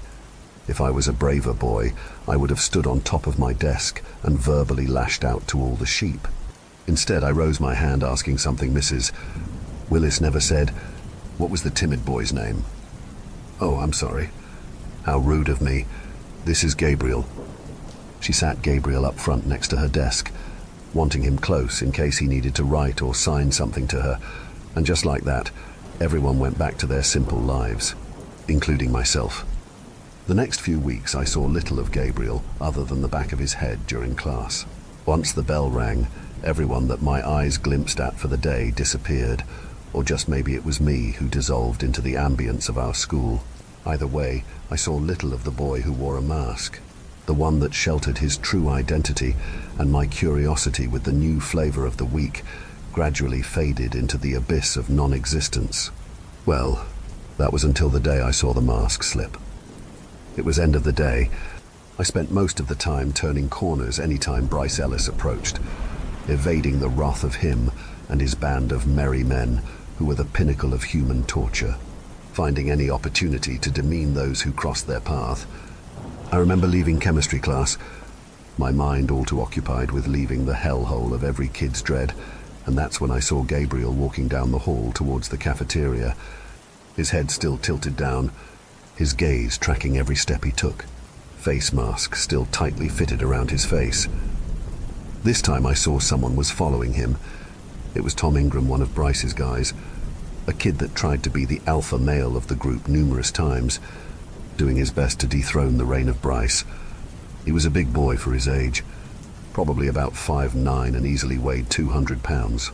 He was a wild card, all right. He got caught pouring sugar down Mr. Whitaker's old Pontiac gas tank for giving him a poor grade. So when I saw him berating poor Gabriel, taunting him as grotesque laughter followed every insult, I felt like I had to do something, and my consistent stealth veneer of camouflage morphed into a full-on sprint towards the two. I saw Tom was closing in on him, other kids looking on with bewilderment on their faces, not knowing if they should laugh out of fear or grimace from disgust. For the first time in a long while, did a burning sensation of courage ignite in my soul. I was tired of seeing monsters preying on the sheep, and I was going to stop it somehow. Finally, Gabriel had stopped walking and stood still, his head hanging even lower than before. The strands of his long hair covered the remainder of his face. Tom began slapping the top side of the poor kid's head, yelling out obscenities, angered that he didn't stop sooner. I was close. I was going to stop this, since all anyone else could do is cower in fear while looking on, and then it happened, causing me to stop dead in my tracks. My eyes widening with befuddlement, Tom had torn away the mask from Gabriel's face. Awes with groans came from everyone. Then silence blanketed the entire school, and for those few seconds, our existence had been swallowed up by the earth itself. "What the hell?" Tom yelped out, breaking the still but heavy disquietude. I wanted to say something, but no words could be manifested, only gurgles as I choked on my own disbelief. The timid boy under the mask of intrigue had a strip of black duct tape covering his mouth, it stretching from the side of his face to the other, almost resembling what would be some hideous smile. The timid boy then collapsed his hands over his face as faint muffles of sobbing protruded from him. He ran into the nearest restroom only for Tom to pursue. Finally, my thoughts had been gathered while my body came back to life. I brushed off the bizarre occurrence of that grisly smile, and I reminded myself of what was about to happen. Tom was going to punish Gabriel for simply existing as he and his gang have been doing for years, and like some old factory machine, the cogs of my body set into motion as I ran towards the restroom. Before I could open the door, the most horrid scream exploded outwards into the hallway, the sound sending a cold shiver down my spine, and Tom came running out of the restroom, gripping at his face, crying. He was hysterical, running and bumping into the walls until finally crumbling onto the floor, only to continue sobbing. My mind was clouded with a whirlwind of confusion. I no longer knew what to do. I was going to run in there and stop the assault, but now the assaulter was on the floor, destroyed. Then Gabriel calmly came out of the restroom, his mask firmly back on, and he turned to look at me, his dark eyes burning an image of anguish into my mind. I asked if he was okay. Of course he said nothing, though. He didn't need to. I could just sense his response, and it was one of gratitude. I almost could see him smiling at me from underneath the mask, and I reminded myself of what was under it, that abysmal duct tape that looked like a sinister grin. From that day on, most of the kids were afraid of Gabriel. I could see the look of terror in their eyes any time he passed by them, even though his head was still shifted downwards. But that's the day whenever someone mentioned him, they referred to him as Tape Boy. I had heard through the whispers of our school that Tom had suffered some mental breakdown, that the doctors couldn't find anything psychically wrong with him. It was as if his mind had shattered. He remained in some mental hospital, memories of him gradually fading, and the sheep went on with living their mundane lives. Bryce even slowed his bullying. I think he knew that there were now more eyes watching everyone after the altercation, and he didn't want to get caught in some bad situation, though I could see he was itching to get at Gabriel. I went back to being a shadow, avoiding all the others, still not too confident that the days of torture were over. Even though Gabriel was regarded as some magical or perhaps malevolent being by most, not sure which one, he still appeared to be sad, lonely, his head always dragging with despondency. I made an effort in getting to know him. I wasn't afraid like the rest of them. Something about the day we locked eyes gave me the resolve to understand he wouldn't hurt me. I approached him during lunch break. He was outside sitting underneath a tree, the shade showering him a gloom of haze. I think I surprised him, or maybe it was just my stealth nature, but I saw him jump when I sat next to him. I began talking about the origins of Darth Vader, of how he was originally a hero using his force power for good, only to eventually turn to the dark side. Gabriel just looked at me, confounded of why I was even talking to him, his stare looking on with indifference. I told him that he was like a superhero. Doing whatever he did to Tom was just like a superpower. That I was thankful. His gazed, then returned back to the floor almost out of shame. I guess whatever he did that day, he didn't see it as something special, or something to praise. I then told him that I still envied his ability to defend himself, that having such an ability was better than winning the school lottery, which was a weak supply of free cafeteria food. I kept blabbering on for the remainder of the break, while he still postured his stare towards the floor until the bell had finally rung. Before getting up, I told him that if I could have a superpower, mine would be invisibility. That's when he turned to me, pulling out a small spiral from his backpack, writing something down. He then showed me. "Why?" It read. I told him that I didn't like being seen, that if I could, I would melt away into the noise. Then life would be better. He just stared at me with what I could assume was disbelief. He didn't write anything back. He just remained seated while I stood to my feet.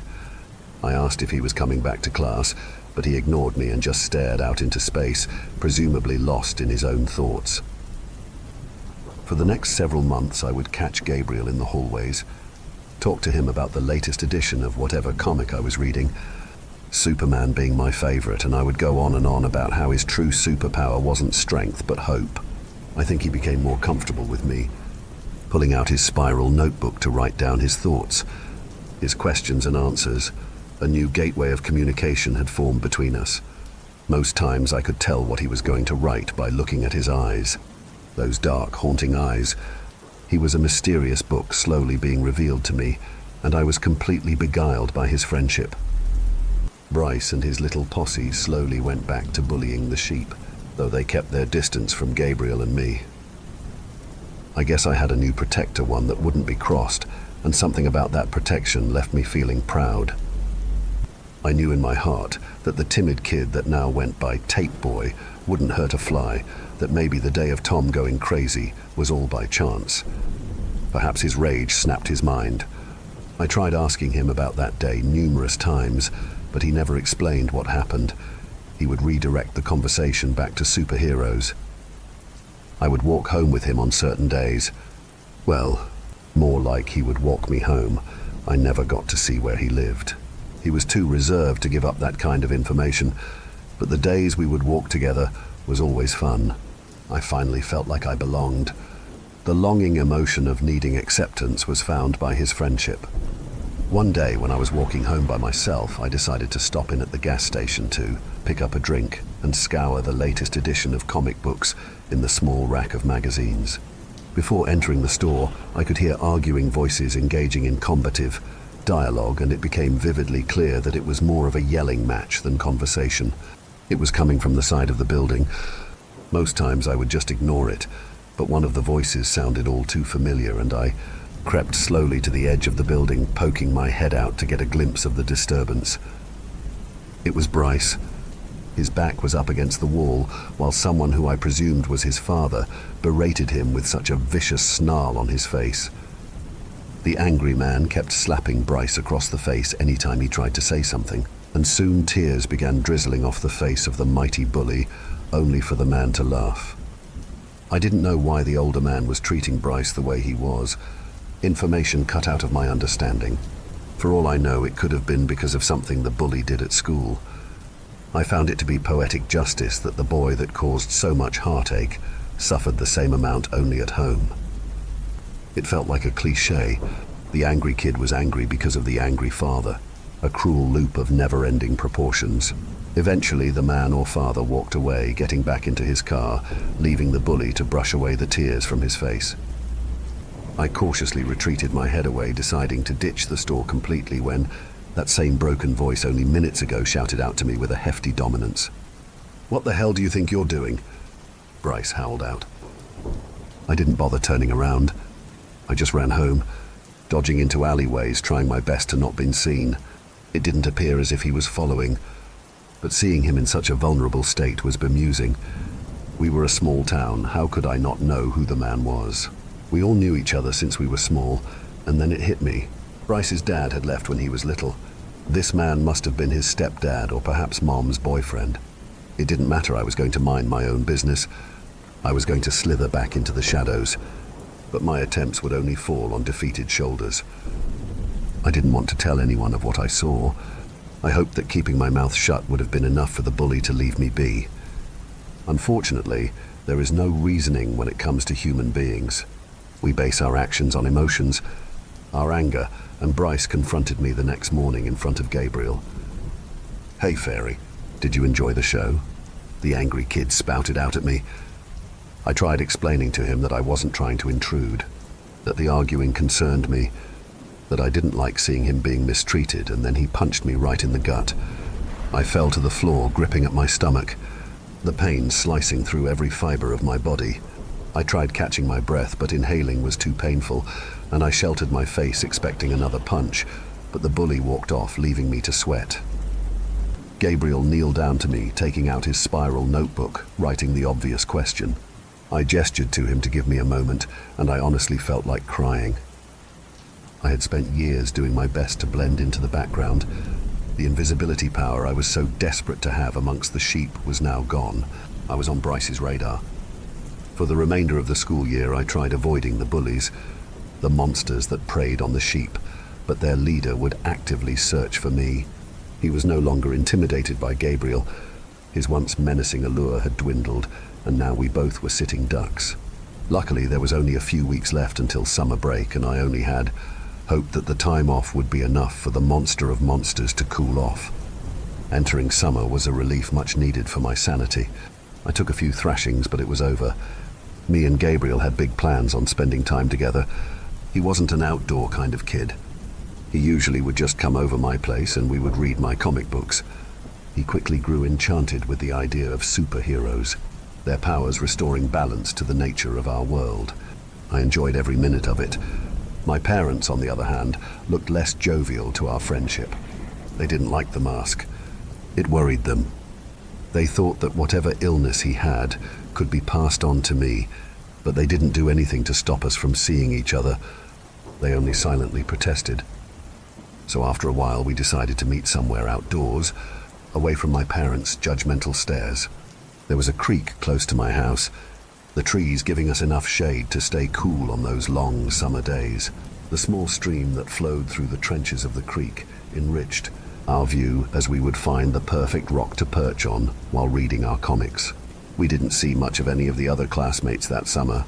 The sheep kept their distance, or maybe it was just us. But the days seemed to pass quickly, and before we knew it, summer was coming to an end. I couldn't remember how many volumes we must have read, but Gabriel was now a fan of almost every superhero. He tended to raise out his arms while walking, mimicking the premise of flying like Superman, his ponderous eyes cutting through the brush as we escaped our secluded summer spot. It was on the final day of our summer break did I pressure the shy, timid boy to explain to me what had happened that day. The day Tom lost his marbles. I needed to know. Gabriel, as always, tried redirecting the conversation, holding up a comic of Batman, pointing at some dialogue. I got upset. I raised my voice, telling him that if we were friends, then he should tell me that there wasn't secrets between us. His heavy eyes collapsing to the ground, shifting his posture on the rock that we both sat on. Look, I just need to know. You're my best friend, I told him with genuine longing. The school year was about to start up again, and I could already envision a future of slithering through the hallways, how I have always done. But with Gabriel, maybe that could change. I needed to know, and I was done guessing, fantasizing that he was some superhero, or at least my hero, my protector. I stood up off the rock, walking over to the stream. The sound of water colliding onto the small stones that infested the trench triggered something awful in my gut. I took a deep breath and made my final stand with my best friend. If you don't want to tell me, then I'm going home. See ya, I said with impatience dripping off of my words. Gabriel ignored my warning and continued pointing at the comic book. That's when I noticed what he was pointing at. It wasn't dialogue, it was one of Batman's villains. He was pointing at Clayface. This made me stop, my minding halting after speeding at 100 miles per hour, it crashing my thoughts. Yeah, what about Clayface? I curiously asked with a withered and tired voice. That's when his pointer finger was no longer on the page, but rather it was pointed towards his mouth, the mouth that was hidden behind his mask. He could see my face drop with sadness. Whatever disfigurement he had underneath that horrid black duct tape must have been something like the villain from the comic, and my heart broke for him. Gabriel's eyes gleaming with absolute sorrow, the boy that only wanted to be left alone, the person all the others feared, just wanted solitude, and here I was badgering him to no end about something so insignificant. We stared at each other for several seconds, our eyes meeting in some altered state, and I reached my hand up to his face, tenderly taking off his mask. There it was, the black duct tape that resembled a grin, a nightmarish one that could only been seen in some horror movie. I then placed my fingers on the edge of the tape, my cold grip causing him to shiver, and I slowly began to remove it. "What the hell are you fairies doing?" A voice called out from the brush, one that sank my heart into my stomach. I turned, trying to locate the voice, and sure enough, there he was, the bully that had tortured so many for so many years. It was Bryce. His body slowly revealing itself from the brush, like some despicable ooze frothing from the depths of hell. Though, something about him was different. His cold stare no longer fictitious, but more intimidating, and as his body fully emerged, did I see the blood trickling down his soaked stain shirt. He was covered in the crimson fluid. There was even some on his cheeks, almost as he had some open wound and smeared the remnants of it on his face. The devilish grin that bestowed his bruised and beaten face quickly led me to a conclusion, one that I wish I didn't conclude. A purplish black infested the outlayer of his left eye. It practically closed shut and his nose had been bent to an unsightly angle. I started to whimper as my lips trembled from fright because this Bryce was not the same one that had given us wedgies or swirlies. This one was a true monster, a beast that devoured souls. His gaze was enough to display a vacancy of any humanity, and my eyes crawled down his arm into his hand to see the black pistol that he firmly gripped. Bryce, what happened? Are you okay? I groaned out while sniffling. He didn't answer. He just kept grinning at me.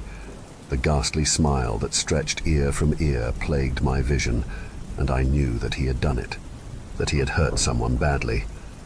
I was terrified, and in the moment I had completely forgotten about Gabriel. My tunnel vision only focused on that firearm. Where the hell did the other one go? The monster asked. I turned and realized Gabriel, in fact, had run away, leaving me behind.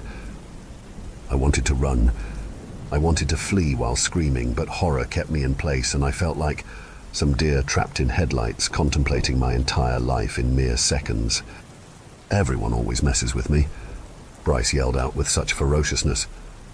There was no talking my way out of this one, no pleading.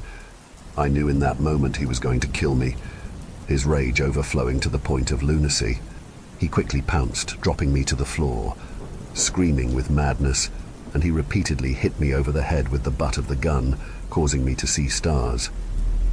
His words became incoherent, sounding like muffled tones that slushed its way into my hearing.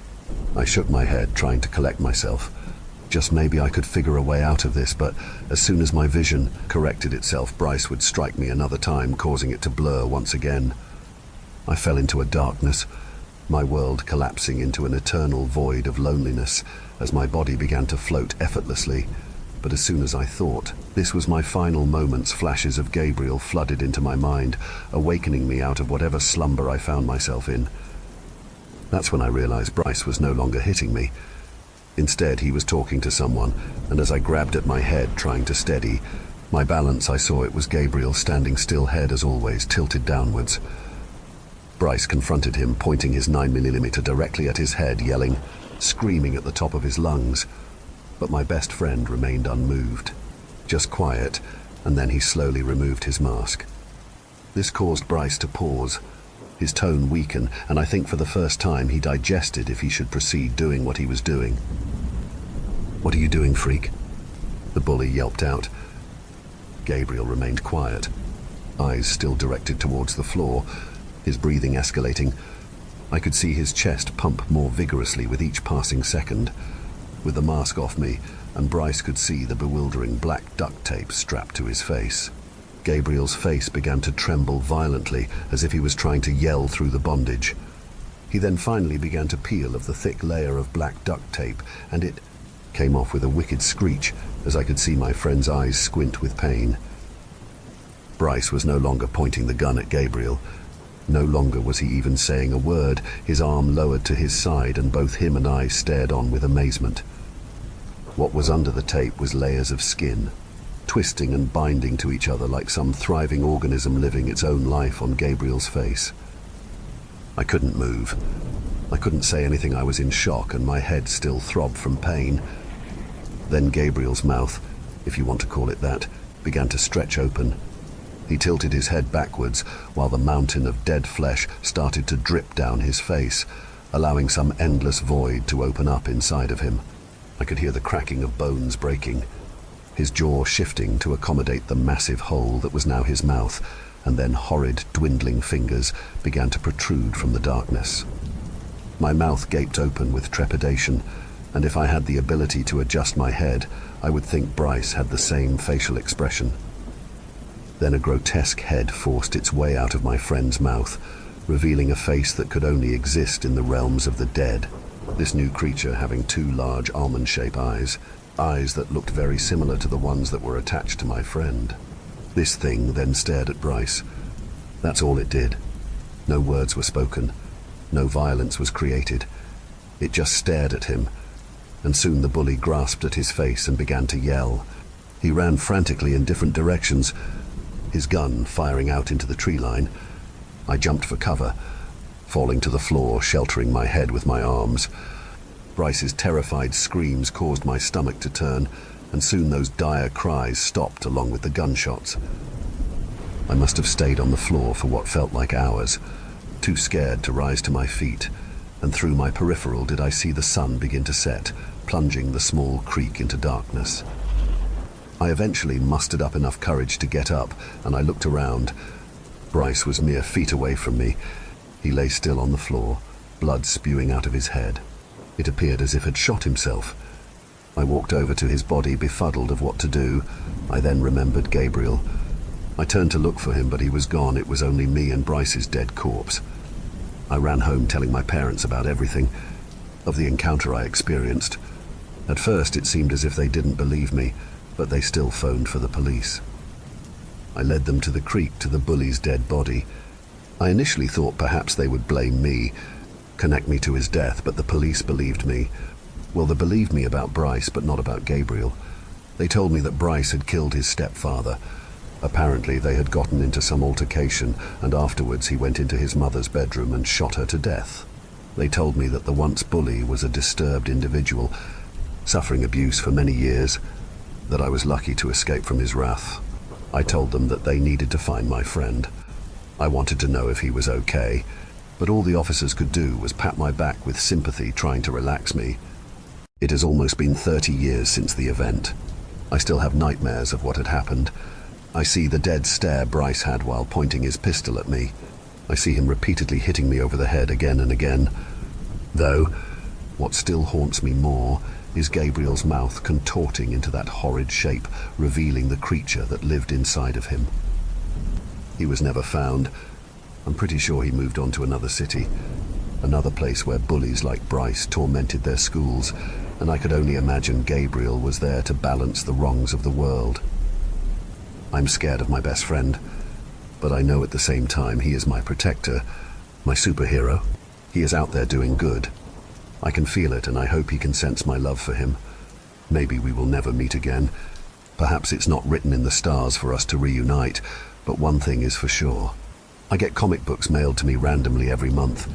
Most are of Superman, and I know exactly who they are from.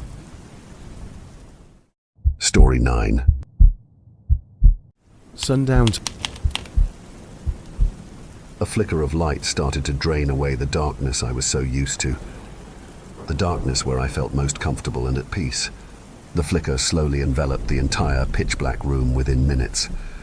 I could do nothing but sigh in disappointment and open my eyes. My adjusting eyes were being harassed by the tiny beam of light that made it through my curtain, where it's at the precise angle that you swear some higher power is just messing with you. My groggy eyes focused on the clock. It was 7 time for work. The day was April 14th, 2014, a Monday. I knew I only had about an hour to get up, get ready for work, shower, make breakfast, and make sure I get to work a few minutes early so I didn't clock in late. I was only 28 years old and I hated my sales job. I had gone to college and got my marketing degree, but I never thought I'd end up here, selling bullshit products at incredibly hiked prices to unsuspecting or oblivious customers. I had been doing this job for 3 years, and it felt like every day was just going to be worse. Just a build-up of hatred for your job over time is natural, I guess. Typically, people find ways to cope with the constant 9-to-5 grind, like going out with friends or clubbing or whatever. But I had none of those. When my days ended, I would go home and watch Netflix and drink, then do it all again. I wish it was different. I wish I had the motivation to change myself. But it's difficult when you have no one to support you in your efforts. My mom died from breast cancer when I was 12. Seeing her on hospice for several months suffering from stage 4 cancer was something you shouldn't see as a 12-year-old. To see your once lovely, athletic, hilarious, loving and caring mother degrade into an 85-pound, drug-induced, horrifyingly thin creature that in no way resembled her from my memories of when she was cancer-free. I remember one morning my dad woke me up and said, "Come to the living room. Your mother is taking her last breaths." As soon as he finished that sentence, my memories flooded back. Memories of her taking care of me when I was sick, being at my soccer games cheering me on, asking how my day was when I got back from school, leaning on her shoulder as we sat in church. The memories came and went in an instant, and the reality set in. My heart at first skipped a few beats, but then accelerated to an unhealthy pace. My head started to spin. Tears slowly started swelling up on my eyes. I had jumped off the bed and sprinted to the living room. She was facing away from me, and the first thing I noticed are how purple-blue her feet are. I walk around the hospice nurse and look at my mother's face. She was place.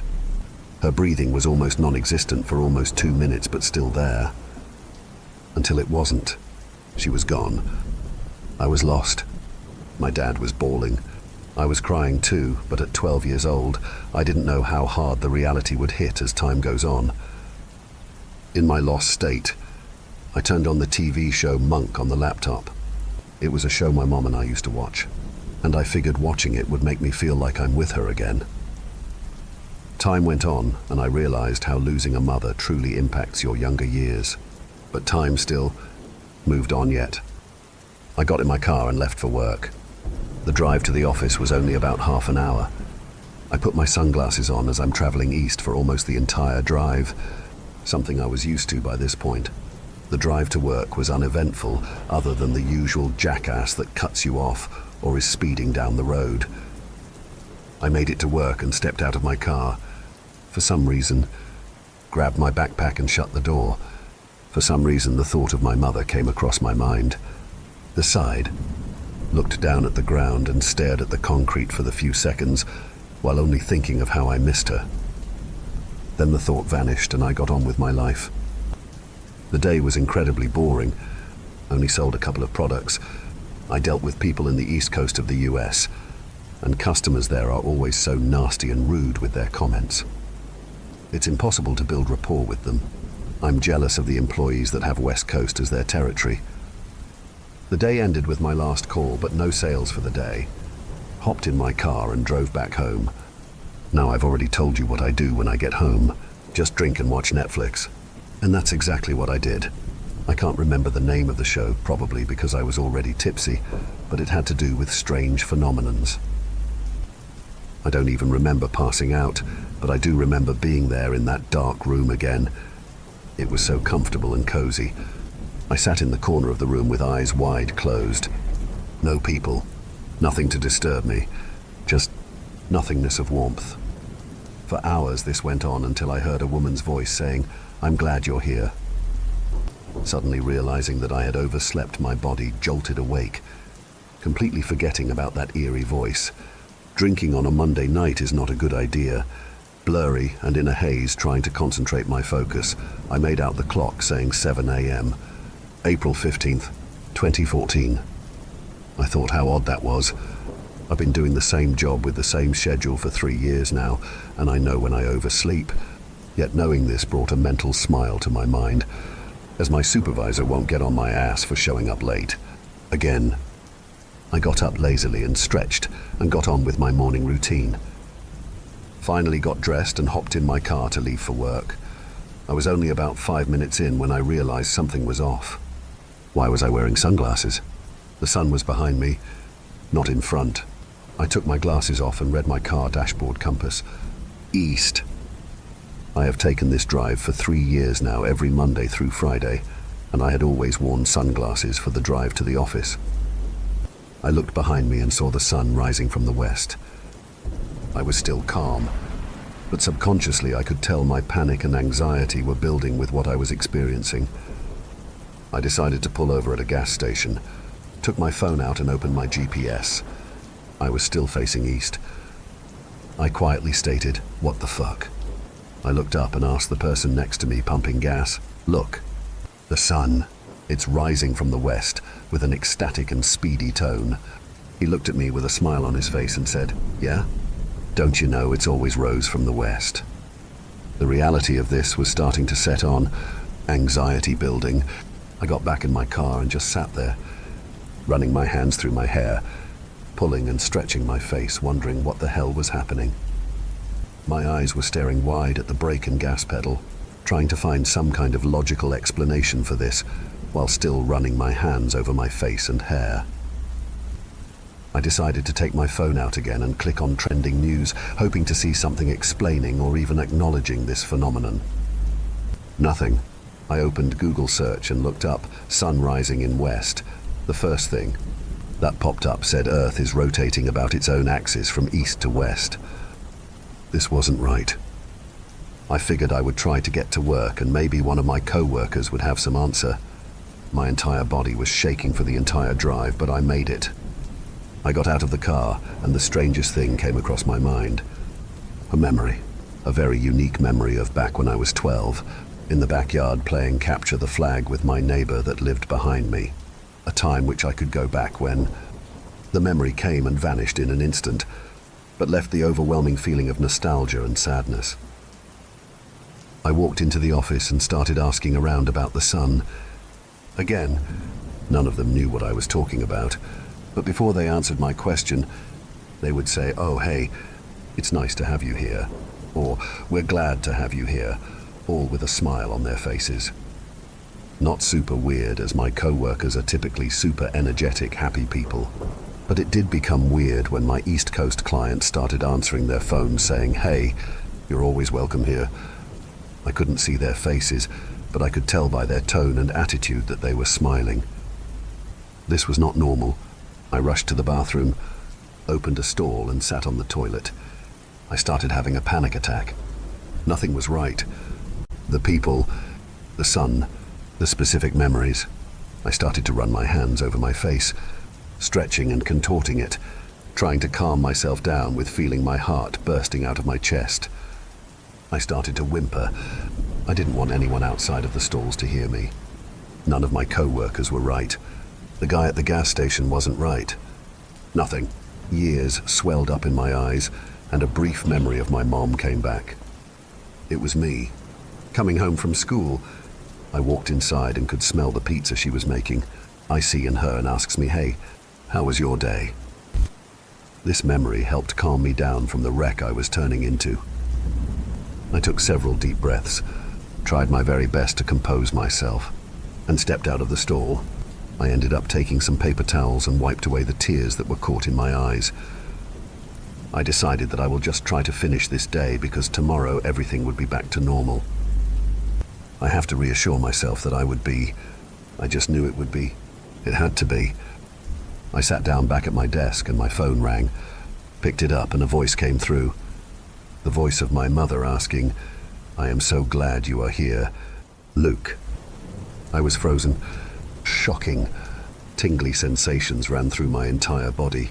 My demeanor instantly changed into fight or flight mode. But I chose the third, freeze. Phone still up to my ear. I heard her speak again. "Oh, honey, Luke, my sweet boy, don't you remember?" I didn't reply verbally, but mentally I was thinking, remember? What the hell is? Remember what?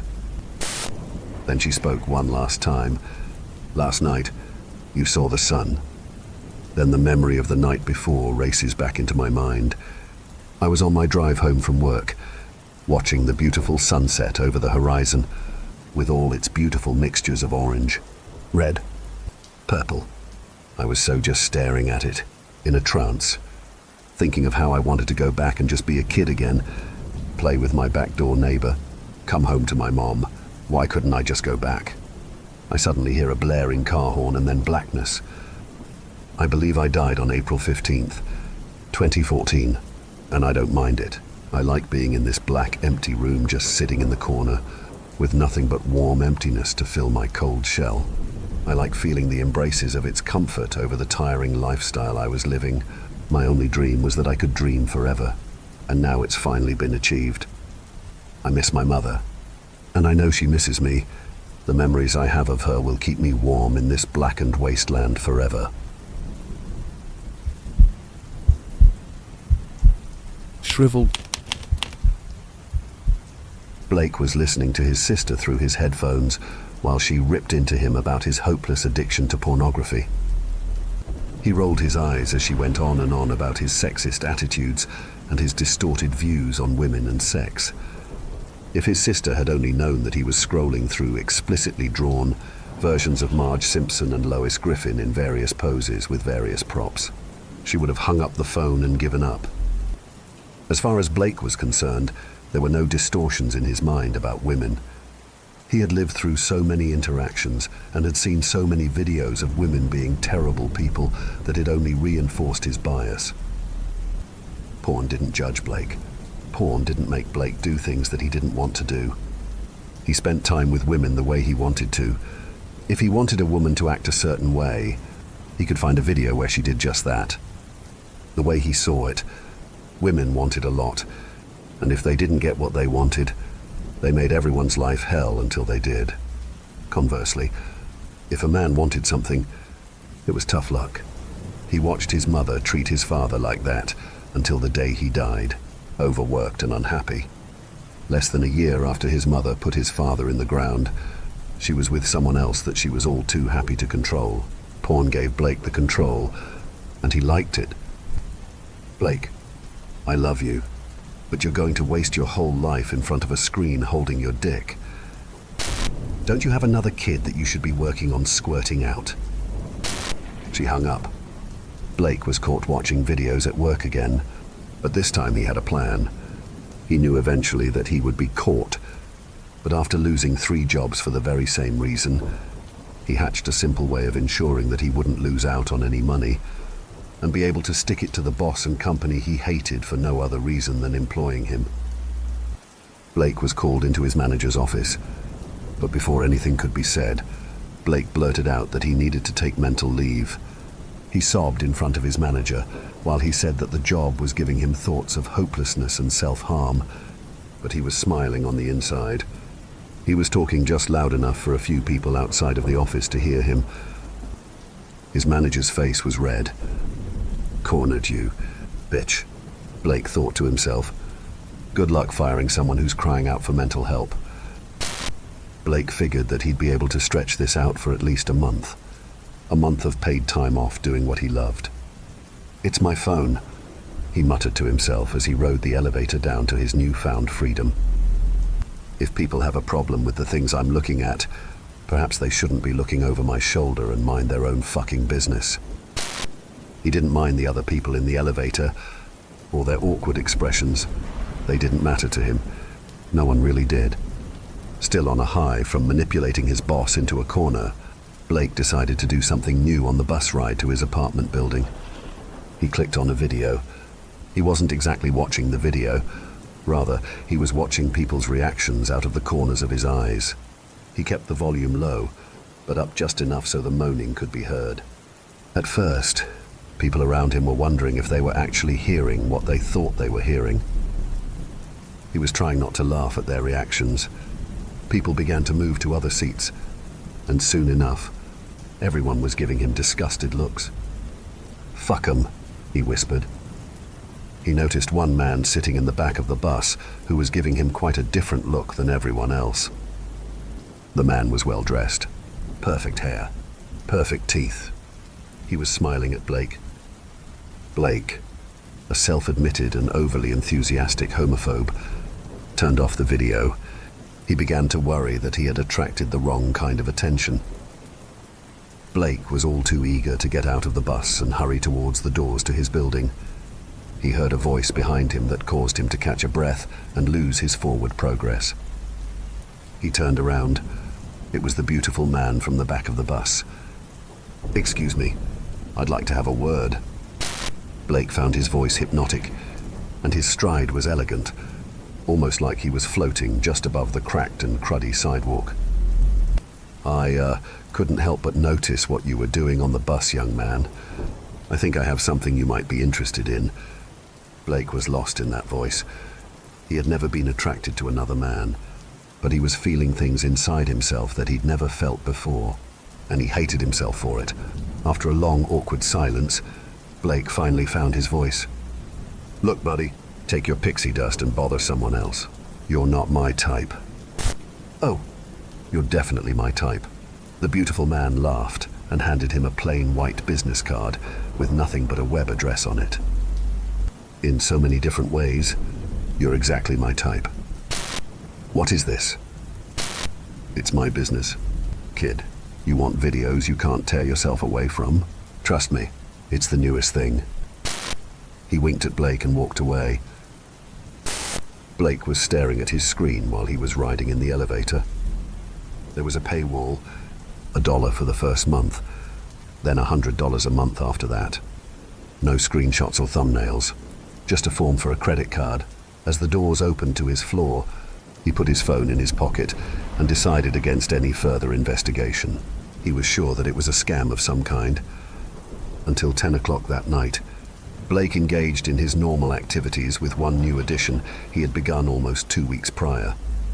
He built 2 shelves in front of 2 different air vents in his apartment, and he had placed speakers on the shelves. The tenants in his building got to experience all of the auditory pleasures of the thrusting and jiggling and smacking that he was watching. Blake made sure he followed the rules, and nothing came out of those speakers after 10 p.